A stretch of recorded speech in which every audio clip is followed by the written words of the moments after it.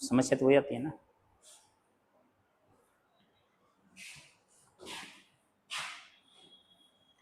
देखो अपन बात करते हैं RPSC second grade and first grade math.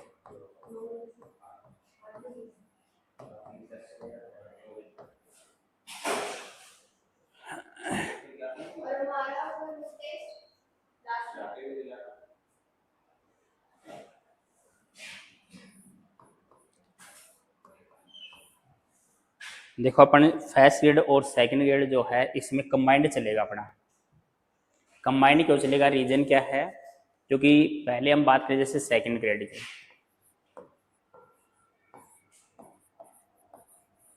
Second grade में क्या है, एक तो आपको 9th 10th की मैथ्स पढ़नी है, एक आपको 11th 12th की मैथ्स पढ़नी है, और एक आपको बीएससी की मैथ पढ़नी है।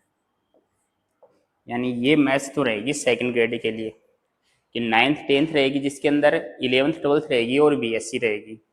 और फर्स्ट ग्रेड में जो हैं उनके क्या रहेगा, जो भी फर्स्ट ग्रेड मैथ्स में होगा उनके 11 12 से स्टार्ट होगी। 9 10th नहीं आएगी उनके फर्स्ट ग्रेड वालों की। उसमें बढ़ेगा क्या, पोर्शन बढ़ेगा कि फर्स्ट ग्रेड वालों के लिए 11 12 रहेगी, बीएससी का कोर्स रहेगा पूरा आपका, और उनकी आएगी 9 10th की जगह एमएससी की मैथ, क्योंकि उन्होंने एमएससी कर रखी है फर्स्ट ग्रेड वालों ने, तो उनकी रहेगी एमएससी वाली मैथ। सेकंड ग्रेड वाले केवल बीएससी बीएड मांगते हैं आपकी क्वालिफिकेशन, तो आपके रहेगी बीएससी तक की मैथ। पोर्शन ये सब का सेम रहेगा, 11 12 सेकंड ग्रेड का भी वही है, 11 12 फर्स्ट ग्रेड का भी वही है। बीएससी दोनों की सेम रहेगी, केवल एक बुक फर्स्ट ग्रेड वालों के कम है सेकंड ग्रेड से, तो फर्स्ट ग्रेड वालों को वो सेम सेकंड ग्रेड वाला पूरा सिलेबस पढ़ना पड़ेगा। उनके बस एमएससी का जो मैथ है वो बढ़ जाएगा। तो एमएससी का जो मैथ है, जिसने फर्स्ट ग्रेड एमएससी कर रखी है उसको फर्स्ट ग्रेड की प्रिपरेशन करनी चाहिए, जिसमें सेकंड ग्रेड अपने आप कवर हो जाएगा। तो यहाँ अपना जो है पूरा मामला जो है ये बीएससी वाला और 11 12 वाला तो कॉमन है, तो इसलिए ये हम पार्ट तो कॉमन पढ़ेंगे। फिर जो फर्स्ट ग्रेड करेगा उनको एमएससी वाला पोर्शन करवाएंगे, जो सेकंड ग्रेड करेगा उनको 9 10th का पोर्शन करवाएंगे। और ऐप में वो 9 10th भी अवेलेबल रहेगी, क्योंकि जो फर्स्ट ग्रेड की प्रिपरेशन करेगा वो 9 10th यानी सेकंड ग्रेड भी देता है, जो फर्स्ट ग्रेड देगा वो सेकंड ग्रेड भी देता है, तो वो दोनों देगा। तो दोनों ही ऑप्शन है। अगर कोई सेकंड ग्रेड की कर रहा है और इन फ्यूचर अगर आपने एमएससी वगैरह कर ली, तो आप एमएससी जिस टाइम कर लेंगे उस टाइम वो बेनिफिट मिल जाएगा। हालांकि अभी वो चीजें थोड़ी समझ में कम आएंगी, क्योंकि एमएससी अगर जिसने कर रखी है उनको थोड़ी चीजें ज्यादा समझ में आएंगी, सीधी सी बात है, और जिसने नहीं कर रखी उनको समझ में नहीं आएंगी। तो सेकंड ग्रेड वालों को टेंशन नहीं है, पढ़ना चाहिए तो पढ़ सकता है, एक प्रॉफिट है, वो नहीं पढ़ना चाहिए तो छोड़ सकता है। जो क्लासेस तो लगेंगी हमारी, तो ऐप पे भी अवेलेबल रहेंगे, ऑनलाइन मिलेगा आपको। कि आपको अगर सेकंड ग्रेड फर्स्ट ग्रेड लेते हो तो एमएससी वाली मिलेगी, अगर ओनली सेकंड ग्रेड लेते हो तो आपको सेकंड ग्रेड के बैच में ऐड किया जाएगा, तो सेकंड ग्रेड वाला रहेगा आपके पास, है ना। तो इसमें क्या रहेगा कि हमारा एक तो लाइव रहेगी क्लासरूम से, ऐप के ऊपर लाइव चलेगी, कि किसी दिन बाई चांस अगर आप लोग नहीं पहुंच पाए, हो सकता है जैसे आज मौसम खराब था और रात भर बारिश हो रही थी, ऐसा मौसम हो और नहीं मूड हो कि चलो अब नाइट में सोए नहीं, अब सो लेते हैं थोड़ी देर, तो ऐसा रहेगा तो आप घर से बैठ के लाइव देख सकते हैं। तो लाइव फ्रॉम क्लासरूम रहेगा, लाइव फ्रॉम क्लासरूम रहेगा, एक तो क्लासरूम से लाइव रहेगा, एक हमारा क्या रहेगा रिकॉर्डेड भी रहेगा, कि अगर लाइव के टाइम पे आप नहीं देख पाई तो आप रिकॉर्डेड भी देख सकते हो।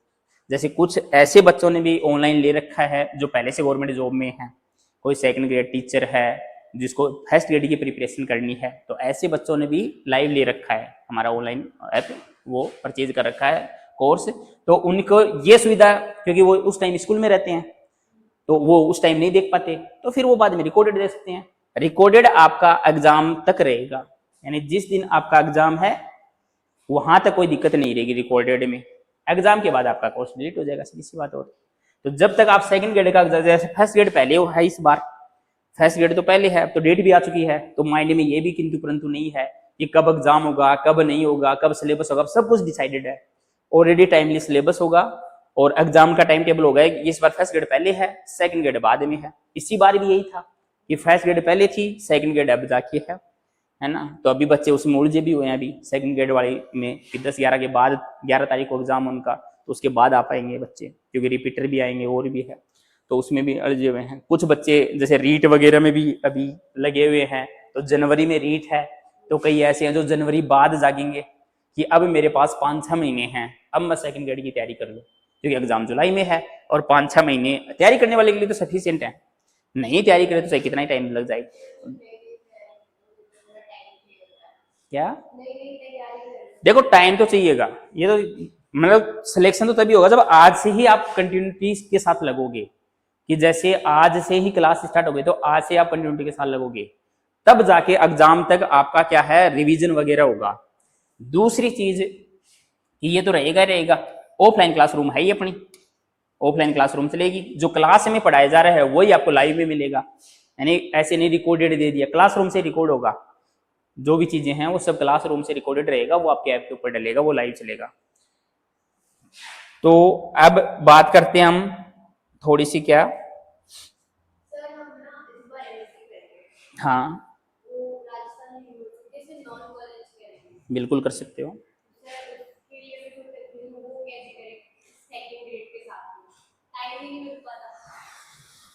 थोड़ा सा देखो आपको क्या करना पड़ेगा, अभी तो क्या करना है, अगर नॉन कॉलेजिएट आप एमएससी करना चाह रहे हो तो नॉन कॉलेजिएट एमएससी के अंदर आरयू से अगर करना चाह रहे हो तो जिस टाइम एग्जाम लगेगा उस टाइम एग्जाम फॉर्म भरा जाएगा, एग्जाम फॉर्म भरो और एग्जाम दो।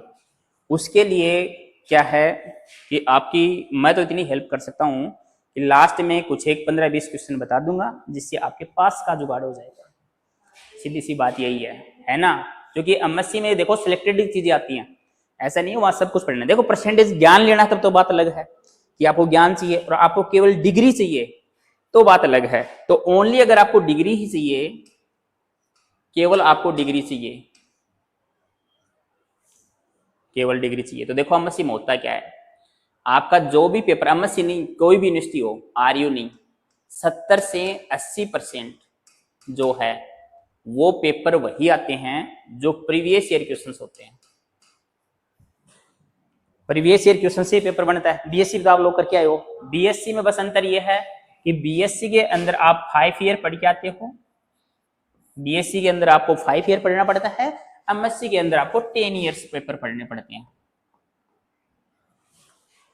कि जैसे मार्केट में अवेलेबल हैं पेपर्स, बीएससी में जैसे 5 ईयर आता है, वैसे ही एमएससी के लिए आपको 10 ईयर के पेपर्स मिलेंगे, लेकिन उसमें वो नाम 10 ईयर का दिख रहा है, उसमें आपको लगभग 7 साल के ही पेपर पढ़ने हैं। क्यों? उसके बाद तो वो रिपीटेशन स्टार्ट हो जाता है, कि जैसे जो 2021 में क्वेश्चन आ गया वही आपको 2025 में देखने को मिलेगा, तो ऐसे रिपीटेशन स्टार्ट होता है। तो वो 10 ईयर पेपर्स आते हैं, बस केवल वो खरीद के, और उसमें हम 15 से 20 क्वेश्चन इंपॉर्टेंट क्वेश्चंस होते हैं उसमें से, वो अगर करके चले जाएं तो एमएससी में फर्स्ट डिवीजन आ सकती है ना। मैंने खूब करवाई है लोगों को, है ना, एमएससी कोरोना काल से पहले खूब एमएससी करवाई है, कि जिसमें यही है कि 15-20 क्वेश्चन उसमें देते हैं और उसमें से 70-80% पेपर आ जाता है, और 70-80% में 60% तो बच्चा करके आ ही सकता है, इतना पढ़ा है।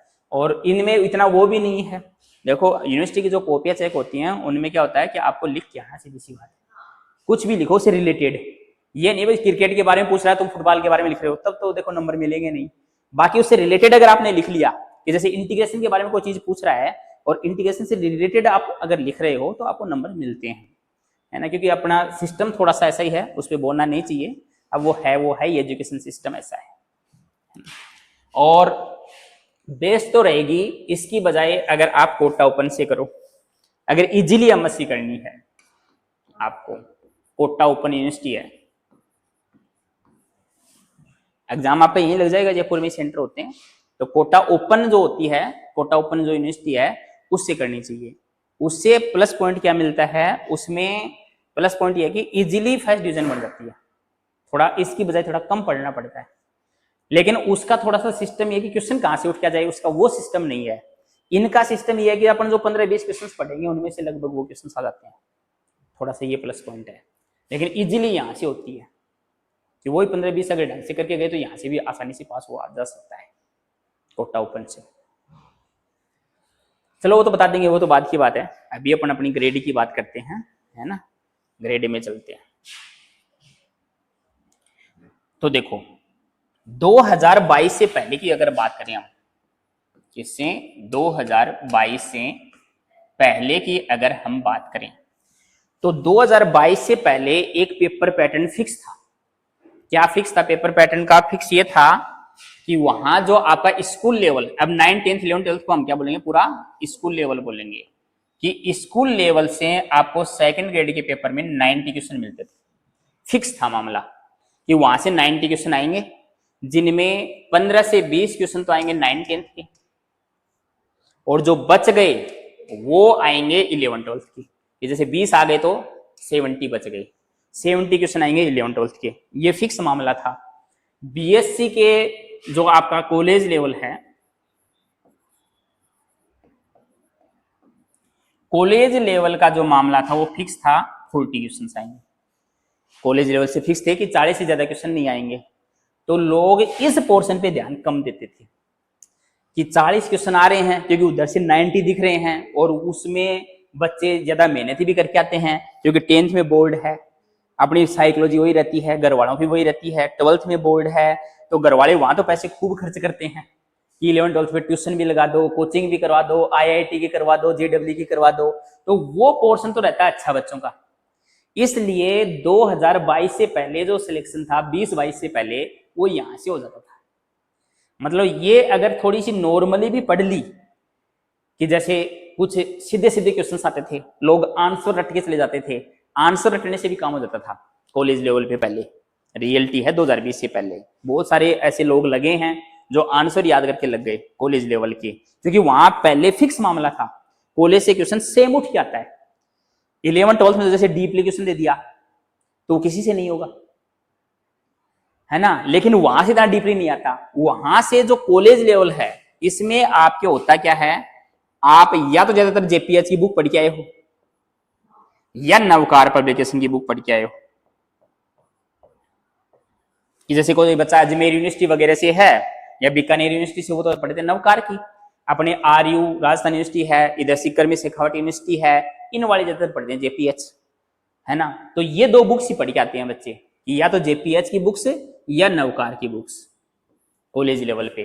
तो इन बुक्स के जो क्वेश्चन हैं उनसे बाहर क्वेश्चन नहीं होता था, कि इनका ही क्वेश्चन आता है, JPH और नवकार। इसके अलावा कुछ भी एक पढ़ लो, दोनों ही पढ़ने की जरूरत नहीं है। कि या तो देखो यहां एक काम और है, मार्केट में अथाह भंडार पड़ा है ना, और बच्चा उसी कंफ्यूजन में रहता है। पहली बात तो आपको जहां भी पढ़ो, मैं ये नहीं कह रहा यहीं पढ़ो, मेरे से ही पढ़ो, मतलब कहीं भी अगर पढ़ो आप लोग, तो वहां क्या करना है, आपको उस टीचर के ऊपर विश्वास करके पढ़ना है। क्योंकि आपके सामने जो खड़ा होगा वो ये तो नहीं आज खड़ा हुआ, वो काफी टाइम से कोचिंग दे रहा है, तो उसको आइडिया रहता है पूरा। तो एक टीचर के ऊपर बिलीव करके पढ़ना आपको, वो चाहे किसी भी कोचिंग में पढ़ो आप। ये नहीं है कि यहाँ के भी नोट्स ले लिए, फिर किसी और कोचिंग के भी नोट्स ले लिए, उसके बाद बुक्स और ले रहे हैं कि बोले मैं JPH भी खरीद लेता हूँ, मैं नवकार भी साथ में ले लेता हूँ, और कोई एक आदमी मिले तो वो भी ले लेता हूँ। बहुत सारी पब्लिकेशंस आते हैं, RBD वगैरह बहुत सारी पब्लिकेशंस हैं। तो ऐसा नहीं करना है। मतलब अगर वास्तव में आपको लिमिटेड टाइम है इस बार, क्योंकि पहले तो टाइम खूब रहता था, 2 साल बाद भी एग्जाम हो जाती थी, 3 साल बाद भी एग्जाम हो जाती थी। अब इस बार ऐसा नहीं है, इस बार तो आपका टारगेट फिक्स है कि एग्जाम हमारी जुलाई में है सेकंड ग्रेड वालों की, तो वो एग्जाम फिक्स रहेगा कि सेकंड ग्रेड की जुलाई के अंदर है। तो यहां अब टारगेट फिक्स है, तो अब वो बात भी नहीं है। तो जो भी पढ़ो, मतलब कहीं भी पढ़ो, जो भी पढ़ो, उसमें करना क्या है आपको, कि जो आपको क्लासरूम में करवाया जा रहा है वो तो पढ़ना ही पढ़ना है। साथ में आपको क्या मिलेंगी, सीट्स भी मिलेंगी प्रैक्टिस के लिए। सीट्स मान लो, बुकलेट मान लो, है ना, क्वेश्चंस की बुकलेट मिलेगी आपको, प्रीवियस ईयर क्वेश्चंस भी होंगे उसमें, कि उसमें बुकलेट में रहता क्या है या सीट्स में क्या रहता है। एक तो प्रीवियस ईयर क्वेश्चंस रहते हैं, वो क्यों रहते हैं, वो जरूरी इसलिए हैं कि जिसकी भी हम प्रिपरेशन कर रहे हैं उसका हमें आइडिया रहना चाहिए कि क्वेश्चन किस टाइप के आ रहे हैं। तो उसी टाइप के क्वेश्चंस हमें पढ़ने होते हैं, कि जिस टाइप के क्वेश्चंस आ रहे हैं उस टाइप के क्वेश्चंस हमें करने जरूरी होते हैं। क्यों करने जरूरी होते हैं, क्योंकि हर एग्जाम का अलग अलग तरीका होता है। कि जैसे अभी आप सेकंड ग्रेड की तैयारी कर रहे हो, फर्स्ट ग्रेड की तैयारी कर रहे हो, उसका पेपर आरपीएससी बनाती है, और आरपीएससी बनाती है तो आप आरपीएससी के जितने भी पेपर उठा के देखोगे वो उन्हीं कॉन्सेप्ट्स के इर्द गिर्द घूमते हैं। कि जैसे 2020 में क्वेश्चन आया, उसको थोड़ा सा मॉडिफाइड कर दिया, उसी के इर्द गिर्द चीजें पूछ ली, या 2018 में कोई क्वेश्चन आया हुआ फर्स्ट ग्रेड में, वो सेकंड ग्रेड में डाल दिया। या हम यहाँ प्रीवियस ईयर पेपरों में क्या है कि सेकंड ग्रेड के पूरे पेपर कवर करेंगे, कि जितने भी सेकंड ग्रेड के पेपर हुए हैं वो प्रीवियस ईयर के वो सोल्व करेंगे, आज तक जितने भी फर्स्ट ग्रेड के पेपर हुए हैं वो सोल्व करेंगे। आरपीएससी वाले तो करेंगे करेंगे। आरपीएससी के अलावा अभी हाल ही में आपको एक फॉर्म और यूपी में और निकला हुआ है, यूपी के अंदर और निकली हुई है, उसमें भी मैथ्स के दोनों पोस्ट निकली हुई हैं, सेकंड ग्रेड और फर्स्ट ग्रेड दोनों पोस्ट निकली हुई हैं। तो वो भी अप्लाई करना चाहिए। क्यों करना चाहिए, कि सिलेबस लगभग वही चीजें हैं, जो यहाँ पढ़ रहे हो वही पढ़ रहे हो, वही चीजें वहां पढ़नी है। और इस सिलेबस को जो है यूपी वाला जो है, इसमें भी अपने इसके अंदर भी जितने पेपर आए हुए हैं वो भी हम कवर करेंगे यहाँ पे, क्योंकि लगभग वही क्वेश्चन अपने घूमते हैं। या केवीएस है, एनवीएस है, या एक एमएससी एंट्रेंस एग्जाम लगता है। जैसे आप लोग बोल रहे हो कि हम एमएससी करना चाह रहे हैं, तो एक एमएससी एंट्रेंस एग्जाम भी लगता है यूनिवर्सिटी के अंदर, उसका जो पेपर आता है वो भी इसी लेवल का आता है, क्योंकि उसमें केवल पूरी बीएससी पूछी जाती है आपसे। कि उसमें एमएससी से आप आरयू से करना चाहो, मैं आरयू की बात करूं तो आरयू से अगर आप कोई एमएससी करना चाहे तो आरयू में होगा क्या, आपके 100 क्वेश्चंस का एक पेपर लिया जाएगा एमएससी एंट्रेंस का। तो 100 क्वेश्चंस का जो पेपर लिया जाएगा उसमें सपोज करो आपने 70 क्वेश्चन सही किए, यानी 70 नंबर लेके आए, क्योंकि वहां प्रत्येक क्वेश्चन 1 नंबर का रहता है। तो 100 नंबर का एक पेपर होता है जिसमें 100 क्वेश्चन होते हैं, कोई नेगेटिव मार्किंग नहीं होती है वहां पे।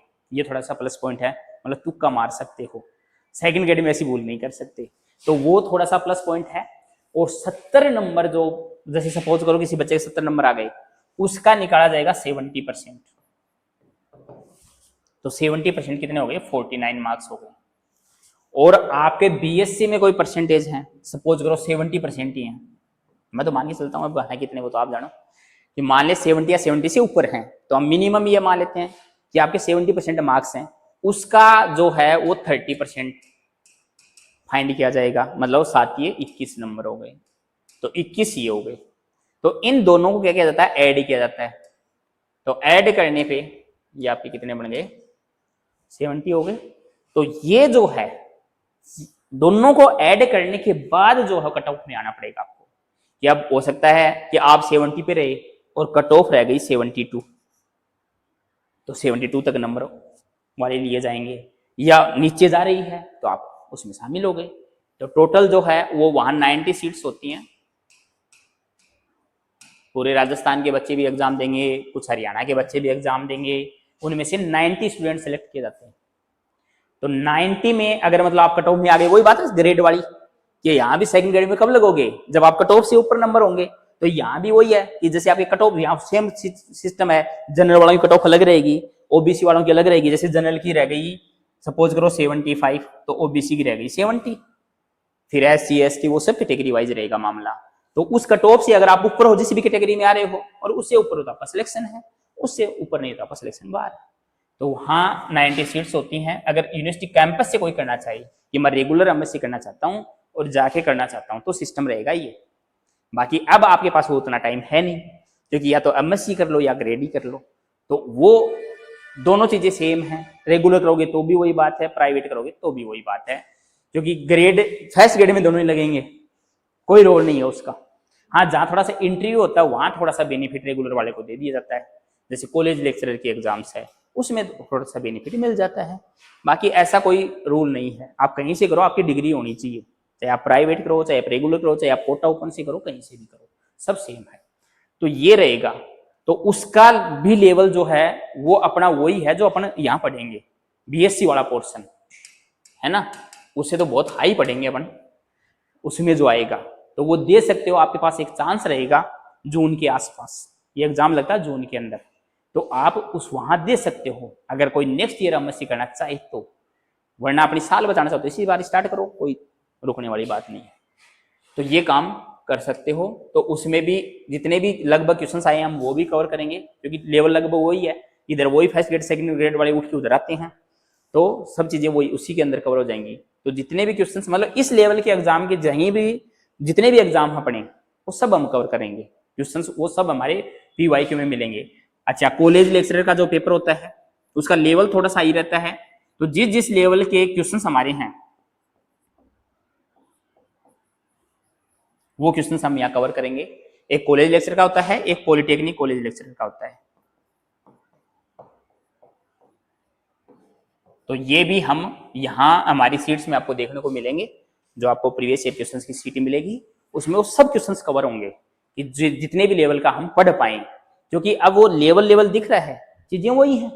कॉलेज लेक्चर वाला उठ के सेकंड ग्रेड में खूब आते हैं क्वेश्चंस एज इट। यहाँ ये करने का फायदा क्या है, ये करने का फायदा ये है कि यहाँ से 20-30 क्वेश्चंस पूरे पेपर में ऐसे थे जो डायरेक्ट उठ के आते हैं, और सपोज करो 30 क्वेश्चन अगर आपने ऐसे पकड़ लिए कि या तो वो सेम है या उसी कॉन्सेप्ट के ऊपर है, उसी कॉन्सेप्ट के ऊपर, तो आपका टाइम बच जाएगा, क्योंकि लोग आंसर तक रट के ले जाते हैं लगने के लिए, फिर आपको कोई नहीं पूछेगा आपने कैसे सिलेक्शन करवाया है। लग गए तो आप लोगों की जो दुनिया है उसकी नजरों में ब्रिलियंट हो गए, और नहीं लगे तो फेल हो, है ना, तो कोई नहीं पूछने वाला है। मतलब कैसे भी करके हमें हमारी प्रिपरेशन इस लेवल के ऊपर लेके जानी है कि हमारा, और अब मैथ में तो सबसे बड़ी बात इस बार देखो 1385 पोस्ट है, 1385 पोस्ट है, जो एक बहुत बड़ी संख्या है। हो सकता है इसमें खाली भी रह जाएं, जिस प्रकार से 2022 में रही थी। 2022 में 693 पोस्ट खाली थी, उस टाइम भी लगभग इतनी थी। हाँ, वो अब हो जाएंगे वो हैं 40% भी नहीं आए लोगों के, तो वही 40 बार रहना है, क्योंकि पोस्ट 1385 है, तो हो सकता है वो खाली भी रह जाएं और पेपर थोड़ा इजी बन गया तो पास भी हो जाएंगे। तो अभी से डिसाइड मत करो हमारे 40% बनेंगे नहीं बनेंगे। देखो तैयारी करने वालों के आराम से बनते हैं, कि जैसे थोड़ा सा तरीके से तैयारी करोगे तो आराम से 40% पार होते हैं। देखो क्यों होते हैं भाई, 9th 10th वाले 15 क्वेश्चन आने हैं, वो हर बच्चा पढ़ सकता है मेरे हिसाब से। भाई जो बीएससी कर लेगा वो 9th 10th क्वेश्चन तो कर ही लेगा आराम से, तो 15 क्वेश्चन तो वहां से होते हैं। एक आपके 20 क्वेश्चन है टीचिंग मेथड,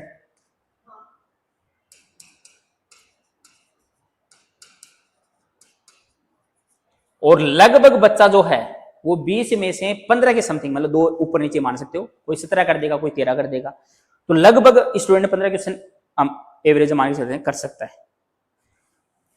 15 यहां, 15 नहीं कर पाओ 10 मान लो, 15 यहां से मान लो, 25 क्वेश्चन तो आप ऑलरेडी कर सकते हो, जिसमें किसी टीचर की कोई जरूरत नहीं है। मतलब आप खुद पढ़ के भी कर सकते हो, जो 9th 10th का पोर्शन है और जो टीचिंग मेथड का पोर्शन है, क्योंकि टीचिंग मेथड तो सीधी बात है जी की तरह याद करना है, तो वो आप कवर कर सकते हो। तो 25 क्वेश्चन तो आप खुद कर सकते हो। फिर 11th 12th भी इतनी पढ़ के आए हो, 5 क्वेश्चन वहां से मान लो कोई भी कोचिंग नहीं करो तो भी 5 क्वेश्चन तो कर सकते हो, मतलब आधा मैदान तो आपका पूरा है ही भाई। 60 क्वेश्चन 40% मतलब 60 क्वेश्चन करने अपने को मैथ में, 60 में से 30 क्वेश्चन तो यहां से कवर हो रहे हैं। तैयारी कितने की करनी है, 30 क्वेश्चन की तैयारी करनी है, और वो 30 क्वेश्चन जो है उसकी प्रिपरेशन चाहिए, बस हमें 30 क्वेश्चन की प्रिपरेशन चाहिए, इतनी तैयारी करनी है। लेकिन वो एक सिस्टमेटिक तरीका होता है तैयारी करने का। अब बच्चे क्या है, वही मैंने बताया ना, वो काम करते हैं, अब उस वजह से रह जाते हैं। बोले आज मार्केट में ये नई बुक आई, उस कोचिंग वाले ने लॉन्च की है, अब अपन ये खरीद लेते हैं। अब हाँ, अभी मैं बता रहा हूँ ना ना ना ना, वही तो बता रहा हूं मैं, वो अपन अलग चीज पे आ गए फिर बीच में, है ना।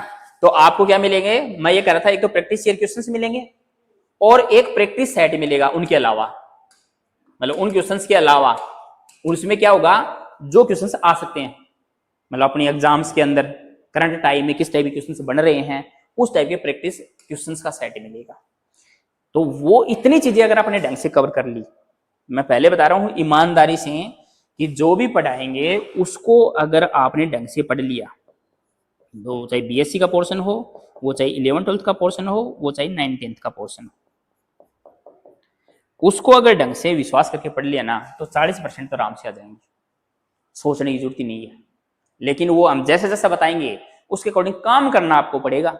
देखो कोई भी टीचर सिलेक्शन नहीं करवाएगा आपका, सिलेक्शन कोई भी टीचर नहीं करवाएगा, सिलेक्शन आपको खुद को करवाना पड़ेगा। क्यों करवाना पड़ेगा? जो टीचर पढ़ा रहा है उसके अकॉर्डिंग अगर चलोगे तब तो सिलेक्शन है, और उसके अकॉर्डिंग नहीं चलोगे तो सिलेक्शन नहीं है, सीधी सी बात है। तो हम बात कर रहे थे किसके ऊपर, उनके ऊपर, कि हमने बात की कि स्कूल लेवल पे क्या आएंगे 90 क्वेश्चन, इसके ऊपर बात कर रहे थे हम, और कॉलेज लेवल पे क्या आएंगे 40 क्वेश्चंस। ये था पहले का फिक्स मामला। और टीचिंग मेथड जो है, जो आप बीएड में पढ़ के आए हो, उसके आएंगे 20 क्वेश्चंस, 150 क्वेश्चंस, 150 क्वेश्चंस। ये पहले का क्राइटेरिया था, कब का? 2022 से पहले का।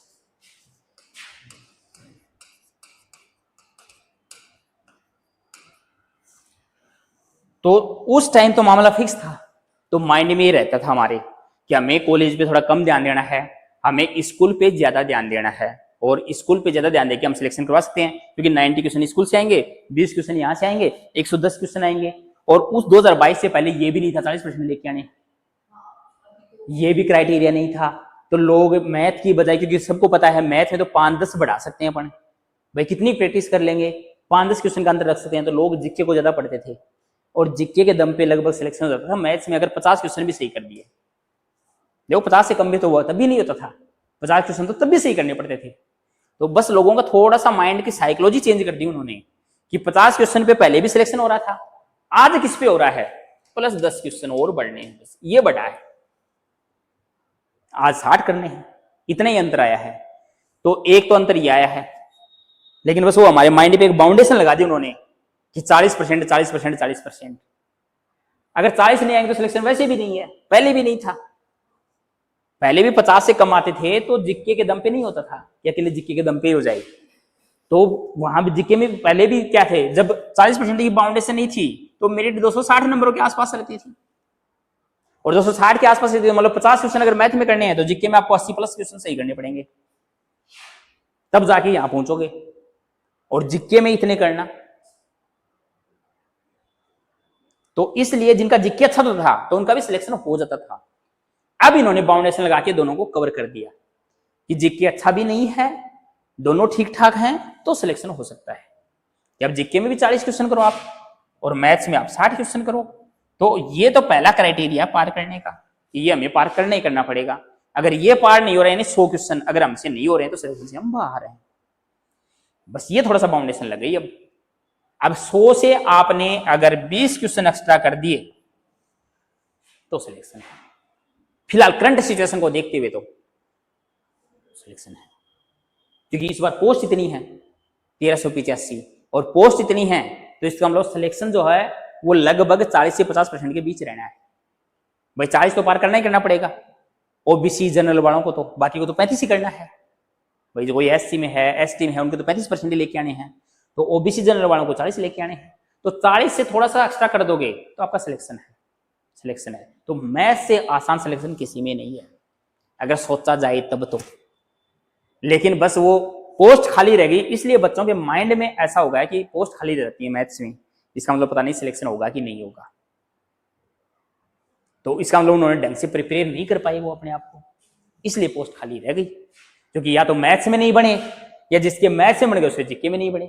क्योंकि जिसने मैथ्स पे ज्यादा ध्यान दे दिया वो जीके की तरफ से रह गया, जिसने जीके पे ज्यादा ध्यान दे दिया वो मैथ्स में रह गया, मैथ्स में रह गया। एक हुआ क्या, सडनली चेंज हुआ था उस टाइम। सडनली चेंज क्या हुआ था कि लोगों के माइंड में ये था कि उस टाइम कॉलेज का थोड़ा सा पोर्शन बढ़ाया था यूनिवर्सिटी ने, थोड़ा सिलेबस चेंज किया था, और सिलेबस चेंज करके क्या किया था, थोड़ा सा कॉलेज एक्स्ट्रा कर दी थी। तो लोगों के माइंड में ये था कि 40 की बजाय लगभग क्वेश्चन हो सकते हैं 60 के आसपास, 50-60 क्वेश्चन हो सकते हैं। लेकिन उन्होंने जस्ट डबल कर दिया कि क्या किया, 80 क्वेश्चन तो किए कॉलेज लेवल के और 50 क्वेश्चन किए उन्होंने स्कूल लेवल के, और वो भी 20 क्वेश्चन थे टीचिंग मेथड। तो उधर से जो इसके ऊपर फोकस रहा उनका क्राइटेरिया पार नहीं हो पाया, वो तो किस वजह से, कॉलेज लेवल की वजह से। तो कॉलेज लेवल हार्ड नहीं थी, वो मामला डबल होने से क्या हो गया, क्राइटेरिया पार नहीं हुआ और बच्चे उसके लिए प्रिपेयर नहीं थे। और अब तो ऑलरेडी प्रिपेयर रहना पड़ेगा। क्यों रहना पड़ेगा, क्योंकि अब अभी हाल ही में फर्स्ट ग्रेड का पेपर हुआ है, उसमें भी कॉलेज लेवल भरपूर आई, वरना पहले उसमें फिक्स था कि ये तो बात होगी सेकंड ग्रेड की। अब ये अपने माइंड में न रखें, ये भूल जाएं कि 90 question college level school level से आएंगे, 40 क्वेश्चन कॉलेज लेवल से आएंगे, 20 क्वेश्चन टीचिंग मेथड से आएंगे। अब क्या ध्यान रखना आपको, अब आपको ध्यान ये रखना है कि सेकंड ग्रेड की अगर हम बात करें, अभी पेपर हो भी जाएगा तब पता और भी लग जाएगा आपको। तो अगर हम सेकंड ग्रेड की बात करें तो आपको ध्यान ये रखना है कि अब हम ये ध्यान रखेंगे कि स्कूल लेवल जो है उसके आएंगे 60 से 70 के बीच क्वेश्चन। 60 से 70 मतलब वो 65 हो सकते हैं, वो 60 हो सकते हैं, वो 70 हो सकते हैं। कॉलेज लेवल जो है उसके भी इतने ही आएंगे, 60 से 70 क्वेश्चन। क्योंकि अब बराबर इसलिए मान के चलना है, हो सकता है वो पोर्शन इधर भी बढ़ा दे, हो सकता है वो पोर्शन इधर भी बढ़ा दे, कि जैसे इधर 70 कर दिए तो इधर से 60 आएंगे, इधर 60 कर दिए तो इधर से 70 आएंगे। 60 से कम तो मतलब नहीं है कॉलेज लेवल पे, अब 60 से कम तो भूल जाओ। क्यों नहीं मतलब है, क्योंकि सिलेबस बढ़ा दिया ऑलरेडी। वो 40 का बात है तो सिलेबस कम था, अब उन्होंने सिलेबस बढ़ाया है, सिलेबस बढ़ाया तो क्वेश्चन तो बढ़ने सोचती है, तो 60 प्लस क्वेश्चन आने हैं, ये मान के चलें। तो अब जो सिलेक्शन स्कूल लेवल पे डिपेंड कर रहा था वो उस पर बिल्कुल डिपेंड नहीं कर रहा, अब जो है वो थोड़ा सा कॉलेज लेवल के ऊपर डिपेंड करेगा। इसलिए हमने पढ़ाने का ट्रेंड भी चेंज कर दिया है हाल ही के दिनों में। पिछली भर्तियों से क्या कर रहे हैं, अब हम थोड़ा सा उल्टा पढ़ा रहे हैं कि पहले ज्यादा इसके ऊपर फोकस रख रहे हैं, क्योंकि वो तो बच्चा फिर भी कर लेगा स्कूल लेवल, तो क्योंकि वो ढंग से भी पढ़ के आता है तो वो तो बाद में भी करवा देंगे, तो उनको इतनी रिवाइजेशन की जरूरत नहीं रहेगी। लेकिन तो जो भी अच्छा ढंग का कोचिंग देने वाला है वो क्या कर रहा है, कॉलेज पहले करवा रहा है। किस लिए करवा रहा है, क्योंकि इसको प्रॉपर टाइम मिलेगा, क्योंकि आज का सिलेक्शन इसके ऊपर डिपेंड करेगा, और इसके ऊपर डिपेंड करेगा तो बच्चा इसको ढंग से रिवीजन कर पाएगा, और रिवीजन कर पाएगा तो कॉलेज जिसकी नहीं भी पढ़ी हुई है तो उसको भी कोई दिक्कत नहीं है। और मैं यहां आपको कॉलेज लेवल जो है वो उस लेवल से नहीं करवाऊंगा जिस लेवल से कॉलेज करवानी चाहिए, हम चलेंगे बिल्कुल बेसिक से। मैं ये मान के चलूंगा कि मेरे सामने जो बच्चे बैठे हैं वो सीरीज पढ़ के पास हो गया है, मैं ये मान के चलता हूं कि कॉलेज लेवल में फिलहाल जो बच्चे बैठे हैं वो मैथ वाले सीरीज पढ़ के आए हैं। सीरीज पढ़ने का मतलब 5 साल के पेपर रट के आए हैं, और 5 साल के पेपर रट के आए उनके आधार पे पास होके आए हैं, और हो भी यही रहा है। फिर कुछ यहाँ 2020 के बाद क्या है, वो बच्चे भी आ रहे हैं जो कोरोना प्रोडक्ट हैं, है ना, कुछ बच्चे वो भी आ रहे हैं जो कोरोना काल के हैं। और कोरोना काल में बच्चों को प्रमोट किया गया था, कॉलेज पढ़ी नहीं, फर्स्ट लोगों ने पढ़ी नहीं, फर्स्ट से सीधा सेकंड ईयर में प्रमोट कर दिया, है ना, तो प्रमोट कर दिया, तो वो बच्चे भी हैं। तो मतलब हम ये मान लेते हैं कॉलेज बिल्कुल पढ़ी हुई नहीं है उनकी, तो इसलिए हम क्या करते हैं, कॉलेज लेवल पहले स्टार्ट करते हैं, कि जिससे जो बच्चा अभी जो फिलहाल करंट सिचुएशन में जो बच्चे आ रहे हैं उनकी कॉलेज बिल्कुल ही नहीं अच्छी है, और अब सिलेक्शन डिपेंड कर रहा है उसके ऊपर, क्योंकि आरपीएससी अब कॉलेज के ऊपर फोकस कर रही है। आरपीएससी को पता है भाई लेने तो 1385 हैं, लेकिन बाहर कितने करने हैं, अब वो बाहर किस आधार पे करे, क्योंकि इधर से तो वो बाहर होंगे नहीं, क्योंकि इधर तो बच्चा तैयारी करके आता है, बाहर होगा यहीं से। और इस चीज पे थोड़ा सा ध्यान दे लिया जाए तो सिलेक्शन हो जाएगा, और इस पे जो ध्यान नहीं देगा उसका सिलेक्शन नहीं है, सीधी सी बात है। तो साइंस से तो मैं ये मानता हूं बिल्कुल नहीं करनी चाहिए मैथ वालों को, क्योंकि कॉलेज फिर भी पढ़ लोगे। एक बात और बता दूं आपको, 11-12 से ज्यादा आसान कॉलेज है। क्यों आसान है, रीजन सुनो मेरा उसका। आसान इसलिए है कि जो क्वेश्चन पढ़ के जाओगे ना उसी टाइप के क्वेश्चन मिलेंगे आपको, सेम ही क्वेश्चन मिलेंगे, टाइप भी छोड़ो तुम, लगभग रिपीटेड क्वेश्चंस मिलेंगे, कि जो अपने सीट्स वगैरह में होंगे वो क्वेश्चन मिलेंगे लगभग। अभी मैं रिपीटेड बच्चे आ जाते हैं और फिर आपको पूछा भी दूंगा जो फर्स्ट ग्रेड में क्या हुआ है, लगभग जो चीजें करवाई गई हैं उससे बाहर कुछ गया ही नहीं कॉलेज लेवल पे, ना कॉलेज लेवल पे ना स्कूल लेवल पे जो चीज करवाई। तो लगभग, क्योंकि उसमें फर्स्ट ग्रेड में कॉलेज लेवल ज्यादा डिपेंड था। अब देखो फर्स्ट ग्रेड में भी क्या किया, फर्स्ट ग्रेड में पहले क्या तो था स्कूल लेवल आते थे 55 क्वेश्चन, कॉलेज लेवल आते थे 55 क्वेश्चन, और वहां आती थी साइकोलॉजी फर्स्ट ग्रेड में, है ना। अच्छा एमएससी हो रह गई, कॉलेज लेवल और पीजी लेवल। पीजी लेवल क्या आते थे 10 क्वेश्चन, ये कॉलेज लेवल का बीएससी लेवल। बीएससी क्या आते थे 55 क्वेश्चन, 11 12 क्या आते थे 55 क्वेश्चन, और एमएससी क्या आते थे 10 क्वेश्चन। 120 प्लस 30 क्वेश्चन आते थे साइकोलॉजी के, वहां फर्स्ट पेपर में आती है साइकोलॉजी, इसमें सब्जेक्ट वाले में सेकंड पेपर में आते थे 30 क्वेश्चन। ये पैटर्न फिक्स था। फिर इन्होंने क्या किया 2022 में 10 की बजाय इस लेवल को बढ़ा दिया, पीजी लेवल को बढ़ा दिया। लगभग क्वेश्चन किए उन्होंने 25 से 30 के आसपास, 10 से सीधे कितने कर दिए 25 से 30 क्वेश्चन कर दिए।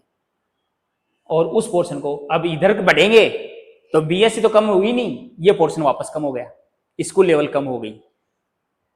और इस बार क्या किया है और भी बढ़ा दिया, क्योंकि 20-25 से बढ़ाए उधर, तो इस बार क्या किया इधर बढ़ के पीजी लेवल जो एमएससी लेवल है वो 35 से 40 क्वेश्चन है,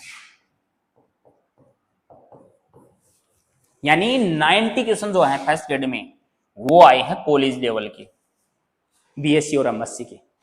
90 क्वेश्चन आए कॉलेज लेवल के, 20 क्वेश्चन आए आपके उसके साइकोलॉजी, जो इस बार आईसीटी कर दिया, साइकोलॉजी फर्स्ट पेपर में डाल दिया उन्होंने, आईसीटी नाम से कर दिया। 20 क्वेश्चन आए इसके, 110, पीछे कितने बच गए 40 क्वेश्चन आए 11 12 के। तो कहने का टारगेट ये हो गया कि अब हमें किस पे ध्यान देने की आवश्यकता है, कॉलेज लेवल पे ध्यान देने की आवश्यकता है, क्योंकि कॉलेज बिना सिलेक्शन नहीं है, दोनों जगह देख रहे हो। न तो सेकंड ग्रेड में पॉसिबल है क्योंकि बराबर हिस्सा रख रहा है, न फर्स्ट ग्रेड में बिल्कुल ही पॉसिबल नहीं है स्कूल लेवल, क्योंकि फर्स्ट ग्रेड में चाहिए कॉलेज लेवल, तो वहां तो पूरे कॉलेज डिपेंड करेगा। क्योंकि एमएससी बढ़ा दी उन्होंने 35 से 40 क्वेश्चन, 10 क्वेश्चन कहाँ 10 क्वेश्चन कहाँ 40 क्वेश्चन, सीधे 30 क्वेश्चन बढ़ा दिए उधर से। तो अब ये लेवल डिपेंड करने लगे, कॉलेज लेवल डिपेंड करने लगे। तो यहां भी वही बात है कि हम 60 से 70 क्वेश्चन कॉलेज लेवल के मान के चले, बढ़ जाएं 80 भी हो जाए तो कोई गुनाह नहीं है, क्योंकि 2022 में हुए हैं। लेकिन हम इतने तो मान के चलें कि मिनिमम 60 क्वेश्चन तो हमें देखने को मिलेंगे, वो बढ़ सकते हैं। तो इसलिए अब हमें पूरा फोकस किस पे करना पड़ेगा, कॉलेज लेवल पे करना पड़ेगा। दूसरी बात, कॉलेज लेवल जो है वो 11 12 तुम जितना पढ़ोगे उसका आधा पोर्शन है। बस वो लोगों का नाम से डर जाते हैं, बोले कॉलेज लेवल, कि कॉलेज लेवल पढ़ते हैं नहीं बच्चे, और वो नाम से डर जाते हैं, बोले कॉलेज लेवल आएगा मैथ में, तो क्यों चक्कर में पड़े। तो वो नाम से नहीं डरना है, बस वो साइकोलॉजी, वही बात है, मन की आ रही है, मन की जीते जीते।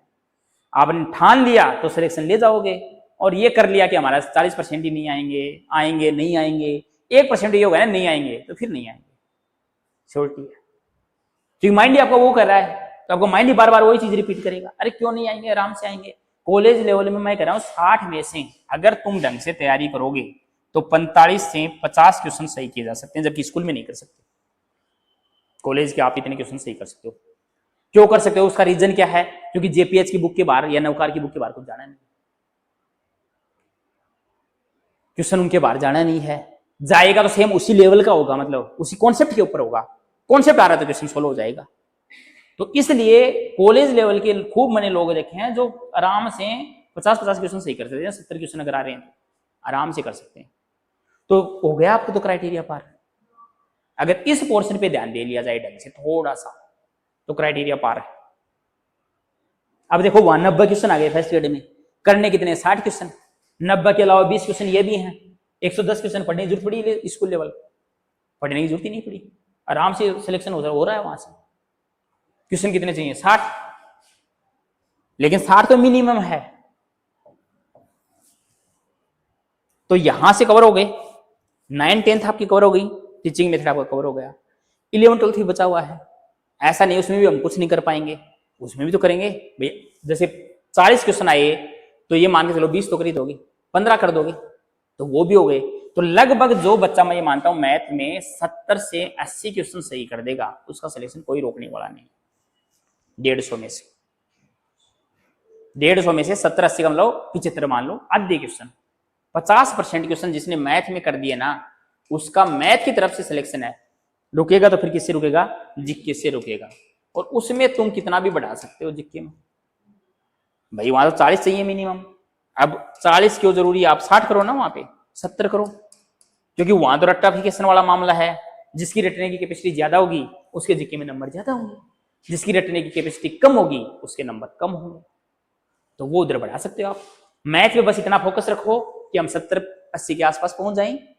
इतने लेवल का भी नहीं पड़ेगी, मैथ में हम सब कुछ कर दें। क्यों नहीं कर पाओगे? रीजन एक और है, टाइम बाउंडेशन। टाइम बाउंडेशन क्या है? 2.5 घंटे, 2.5 घंटा मतलब 150 मिनट। आपको 150 क्वेश्चन और 150 मिनट लिमिटेड टाइम है, इसलिए हम इतने ही क्वेश्चन तक पहुंच पाएंगे। मतलब एवरेज बच्चा जो है वो, और सिलेक्शन कौन लेगा? एवरेज ही लेगा, क्योंकि जो ज्यादा लेके आएगा तो मेरिट में चला जाएगा, आपको दिक्कत तकलीफ ही नहीं देगा। तकलीफ कौन देगा? एवरेज वाला देगा। तो एवरेज बच्चा इतने क्वेश्चन कर सकता है, और वो करने के लिए आराम से सफिशिएंट तरीके से कर सकते हो अगर पेपर को थोड़ा सा सही लेवल से तैयार करोगे। कैसे? कि एक तो जाते ही पेपर में क्या करना है हमें, कि देखते ये नहीं हर कुछ करना है। आपकी तैयारी अगर ऐसी होगी तो जाते ही पेपर में आपको वो 30-35 क्वेश्चन पकड़ने हैं जो देखते ही आपसे हो रहे हैं, कि या तो आपको सीधे आंसर याद है, या कोई प्रीवियस ईयर क्वेश्चन आया हुआ है, या कोई और आया हुआ है ना, जो भी है मतलब। तो 30-35 क्वेश्चन आराम से हो सकते हैं। और कुछ पेपर यहाँ ऐसे हैं जिसकी आपको थ्योरी याद रहनी चाहिए जीके की तरह।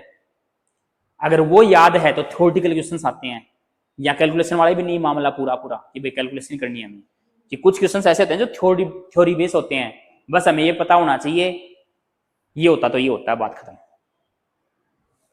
तो 30-35 क्वेश्चन जिसने वो पकड़ लिए उसने सिलेक्शन ले लिया।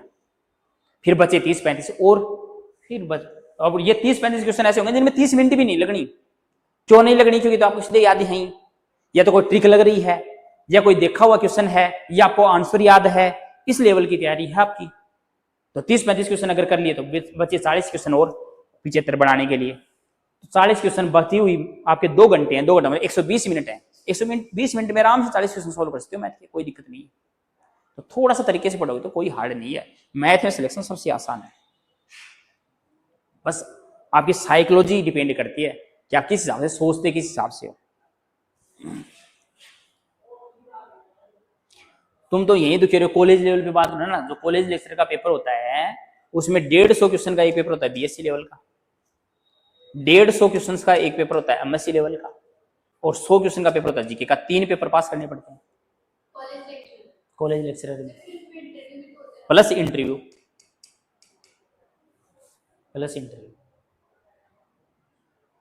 तो 150 क्वेश्चन, टाइम लिमिट उनके पास ही वही है। 150 क्वेश्चन इधर एमएससी वाले, यानी जो बीएससी से 2-3 गुना पेज में होते हैं, है ना, तो वो भी तो पास करते हैं। और पोस्ट बहुत कम होती है तुम्हारे, चलो 1385 हैं, वहां पोस्ट होते हैं 50 के आसपास, कभी 50 कभी 35 ही ये पोस्ट होते हैं सब्जेक्ट में। तो वो भी तो पेपर पास करते हैं। मैं खुद आपके सामने हूं, 2020 का कॉलेज लेक्चर का पेपर पास किया है, अभी 2023 वाला भी किया है, अभी जो करंट में है, इंटरव्यू हो गया। तो ये है, तो वहां जब लोग कर सकते हैं तो तुम क्यों नहीं कर सकते? वो लोग भी वैसे ही हैं, तुम भी वैसे ही हो। मन का वहम है, बस अंतर सिर्फ माइंड का है, सोचने का तरीका है। तो कुछ भी किया जा सकता है, इम्पॉसिबल कुछ नहीं है। तो तैयारी करोगे तो आराम से, मतलब सेकंड ग्रेड तो इतना लेवल मांगती नहीं आपको, वहां तो लगभग चीजें डायरेक्टली याद रहनी चाहिए आपको, तो ही क्वेश्चन कर पाओगे, वरना तो इतना टाइम ही नहीं रहेगा क्वेश्चन करने के लिए। कि वहां हम ये सोचे कि हम से क्वेश्चन हम करने बैठे, फिर 3 पेज बाद आंसर निकाल के लेके आए, ये आंसर आएगा। तो वो भी आपको प्लस पॉइंट मिलेगा पूरा का पूरा कि किस टाइप से हम ट्रिक यूज करें, किस टाइप से हम क्वेश्चन को सॉल्व कर सकते हैं, तो पूरे बेनिफिट मिलेंगे।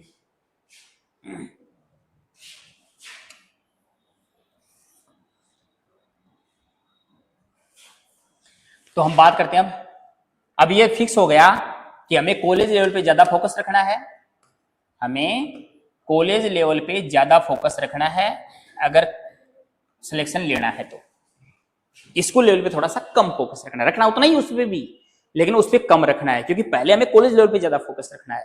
क्यों रखना है? क्योंकि हम मान के चलते हैं कि 70 क्वेश्चन यहां से आने वाले हैं। अब वो 65 भी हो सकते हैं, वो 70 भी हो सकते हैं, वो 75 भी हो सकते हैं, तो हम इसके आसपास मान के चले। तो इतने क्वेश्चन अगर हमने कर लिए ईमानदारी से, और 70 में से हम आराम से ये मान के चलें कि 50 से 55 क्वेश्चन आराम से कर पाएंगे, और कर पाए तो हमारा क्राइटेरिया तो इसने पार करवा दिया।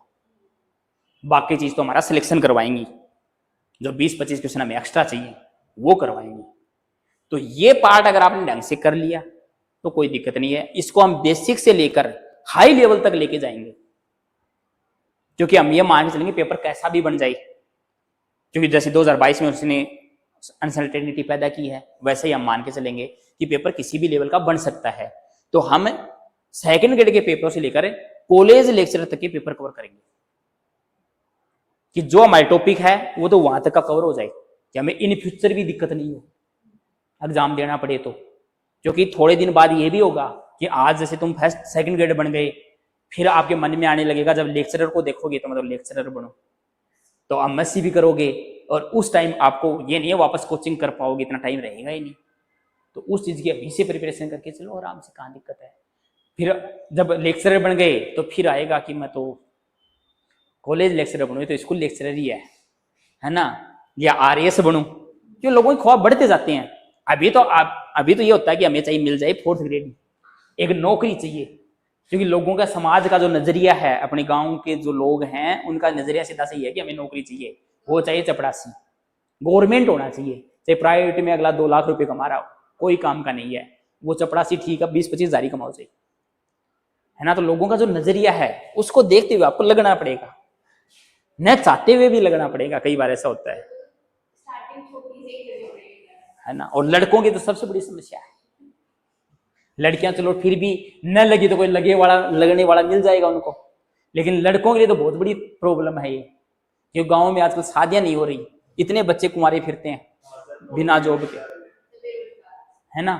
तो इसलिए वो अभी आप देख लो 4th ग्रेड के इतने फॉर्म लगे हैं, जो निकली हो ना 4th ग्रेड में खूब फॉर्म लगे हैं, लोगों ने पीएचडी कर रखी है, उन्होंने भी फॉर्म भर रखा है। वो किस वजह से? वो समाज की वजह से, कि हमारा समाज एक ऐसा देखता है कि नौकरी लगने वाला पता नहीं क्या कलेक्टर बन गया, तो वो नजरिया है। और सही भी आज के टाइम में, क्योंकि प्राइवेट में बेरोजगारी इतनी है कि लोगों को काम नहीं मिल रहा, प्राइवेट में समस्याएं आ रही हैं, और गवर्नमेंट में एक बार हो गया तो फिर चाहे आपका पैर टूटे चाहे आपका हाथ टूटे, जो आने हैं वो फिक्स है, आएंगे, चाहे बारिश हो चाहे कुछ भी हो। जैसे किसान हैं, अब बारिश हो रही है, उनका नुकसान हो रहा है, तो वो तो कहां से 6 महीने मेहनत की, अब जाके लास्ट में रिजल्ट फेल। तो वही आपकी ये जो 10 महीने की जर्नी है, अब 10 महीने मानो 10 महीने की जर्नी है, वही आपकी फसल लास्ट में नष्ट करोगे या सही निकाल लोगे, वो डिपेंड करेगा आपके ऊपर, 10 महीने के ऊपर डिपेंड करेगा। तो हाँ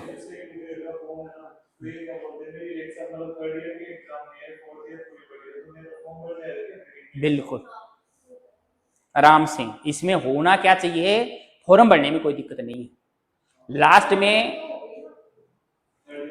देखो अभी कईयों की ये भी समस्या आ रही है, इस बार आई भी है, जिन बच्चों ने जो 4th ईयर में थे, बहुत सारे बच्चे थे हमारे पास, उनकी एक समस्या और आई थी कि उन्होंने केवल एक ही ऑप्शन में दिखा दिया, तो उनका रोल नंबर आया कि आप अपना फॉर्म विड्रॉल करो। फिर उन्होंने क्या किया कि एक बीएससी भर दो एक फॉर्म में, और एक में बीएड, 2 अलग अलग कॉलमों में भरनी है आपको।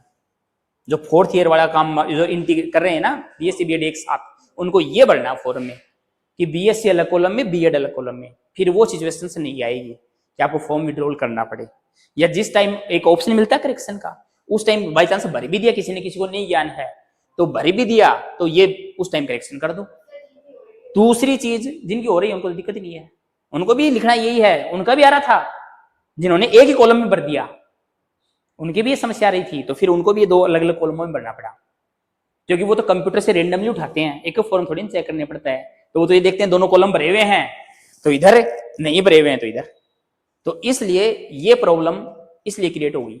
अच्छा, जो फोर्थ ईयर में उसको कोई समस्या नहीं है, रिजल्ट जो आपका वो एग्जाम से एक दिन पहले चाहिए। जिस दिन सेकंड ग्रेड की एग्जाम लगेगी उससे एक दिन पहले रिजल्ट चाहिए। जैसे कल सुबह एग्जाम चाहिए, आज रात को आपका रिजल्ट आओ।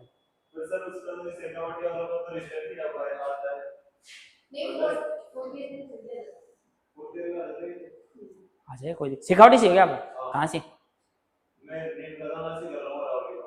नीम का थाना रावली। नहीं कोई, वो तो देखो यूनिवर्सिटी पे डिपेंड है, यूनिवर्सिटी रिजल्ट निकाल देंगी, क्योंकि इस बार तो सब कुछ डिसाइडेड है। इस बार तो एग्जाम, इस बार तो क्या था, अनसर्टेनिटी थी, तो इसलिए यूनिवर्सिटी समझ नहीं पाई चीज को। इस बार क्या है, सब कुछ डिसाइडेड है पहले से कि एग्जाम अब होनी है। तो ऐसे नहीं तो आजकल तो राजनीति चलती है कॉलेजों में, लोग निकलवा लेंगे रिजल्ट, ऐसी कोई दिक्कत आएगी नहीं। तो फॉर्म भरो, तैयारी करो आराम से, एक साथ रिजल्ट आ जाएगा आपका। और कई बार होता क्या है, हमें प्रिपरेशन पहले से रखनी पड़ती है कि जैसे इस बार तैयारी की, बाय चांस नहीं लगे तो वो प्रिपरेशन अगली भर्ती में काम में आएगी। पढ़ी हुई चीज कभी व्यर्थ नहीं जाएगी, वो कहीं ना कहीं काम जरूर आएगी लाइफ में, कि ग्रेड में नहीं तो और कहीं आ जाएगी, है ना, कहीं ना कहीं तो जरूर आ जाएगी। तो ये पढ़ा हुआ कभी व्यर्थ नहीं जाता, वो बात सही है। कि हो सकता चलो तुम नहीं लगे तो कम से कम प्राइवेट में तो पढ़ा लोगे, आप आराम से 11-12 को बढ़िया तरीके से पढ़ा सकते हो। आजकल खूब ट्रेंड है 11-12 का, है ना, बीएससी पढ़ा सकते हो। अभी यहाँ वाला बीएससी का अगर पोर्शन कर लिया तुम लोगों ने तो आराम से तुम बीएससी पढ़ा सकते हो। एमएससी तो मैं नहीं कर रहा, क्योंकि एमएससी में तो इतना लेवल यहाँ है भी नहीं फर्स्ट ग्रेड में, क्योंकि यहाँ नॉर्मल चीजें चलती हैं, तो एमएससी तो नहीं पढ़ा पाओगे, लेकिन बीएससी तक की चीजें आप आराम से पढ़ा सकते हो। तो कहीं ना कहीं तो काम में आएंगी वो जीवन में, ये नहीं। तो हम बात कर लेते कॉलेज पे एक बार, है ना। तो कॉलेज में हमें पढ़ना क्या क्या है, जो हमारे सिलेबस में पहले तो वो हमें ध्यान में रहना चाहिए। तो कॉलेज लेवल में हमारे कुल मिला के 10-11 टॉपिक है सेकंड ग्रेड वालों के। फिर उधर फर्स्ट ग्रेड की एमएससी बढ़ जाती है, एमएससी के टॉपिक बढ़ जाते हैं, इतने टॉपिक तो उनके भी कॉमन है। तो एक तो हमें पढ़ना क्या, एब्स्ट्रैक्ट अलजेब्रा,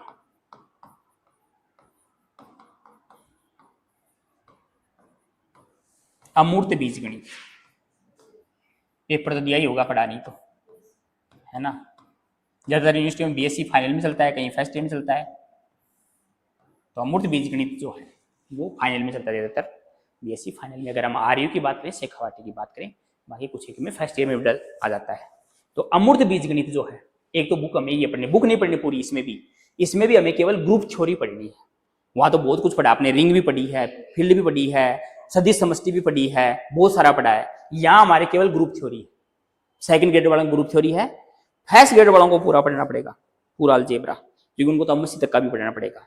तो आपको जो है सेकंड ग्रेड वालों के अमूर्त बीजगणित एक बुक तो हमें ये पढ़नी। अब ये पूरी बुक नहीं है, इनका हमारे सिलेबस है, तो हम टॉपिक वाइज लेंगे, हमें फालतू नहीं पढ़ना है। जो टॉपिक हमारे सिलेबस में है हमें वो कवर करना है, बात खत्म।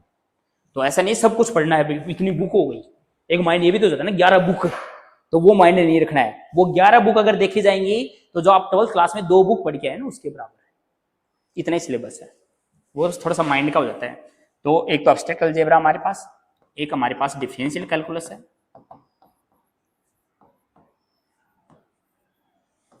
अवकलन गणित, जिसमें आप आंशिक अवकलन, उच्चिष्ट निम्निष्ट वगैरह पढ़ के आए हो,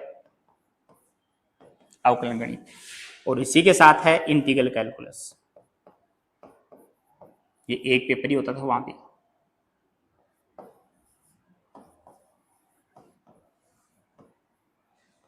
समाकलन गणित,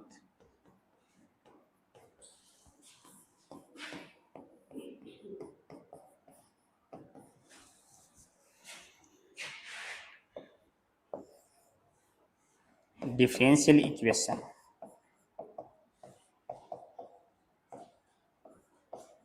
अवकल समीकरण। अभी जो कॉमन टॉपिक है मैं वो लिख रहा हूं।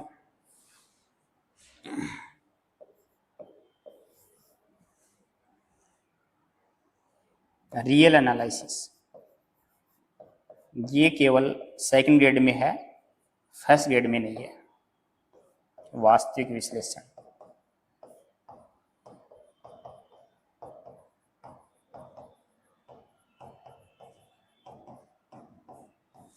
लेकिन वो फर्स्ट ग्रेड वाले भी एग्जाम तो सेकंड ग्रेड की भी देंगे, तो कवर तो उनको भी करनी पड़ेगी, कॉम्प्लेक्स भी।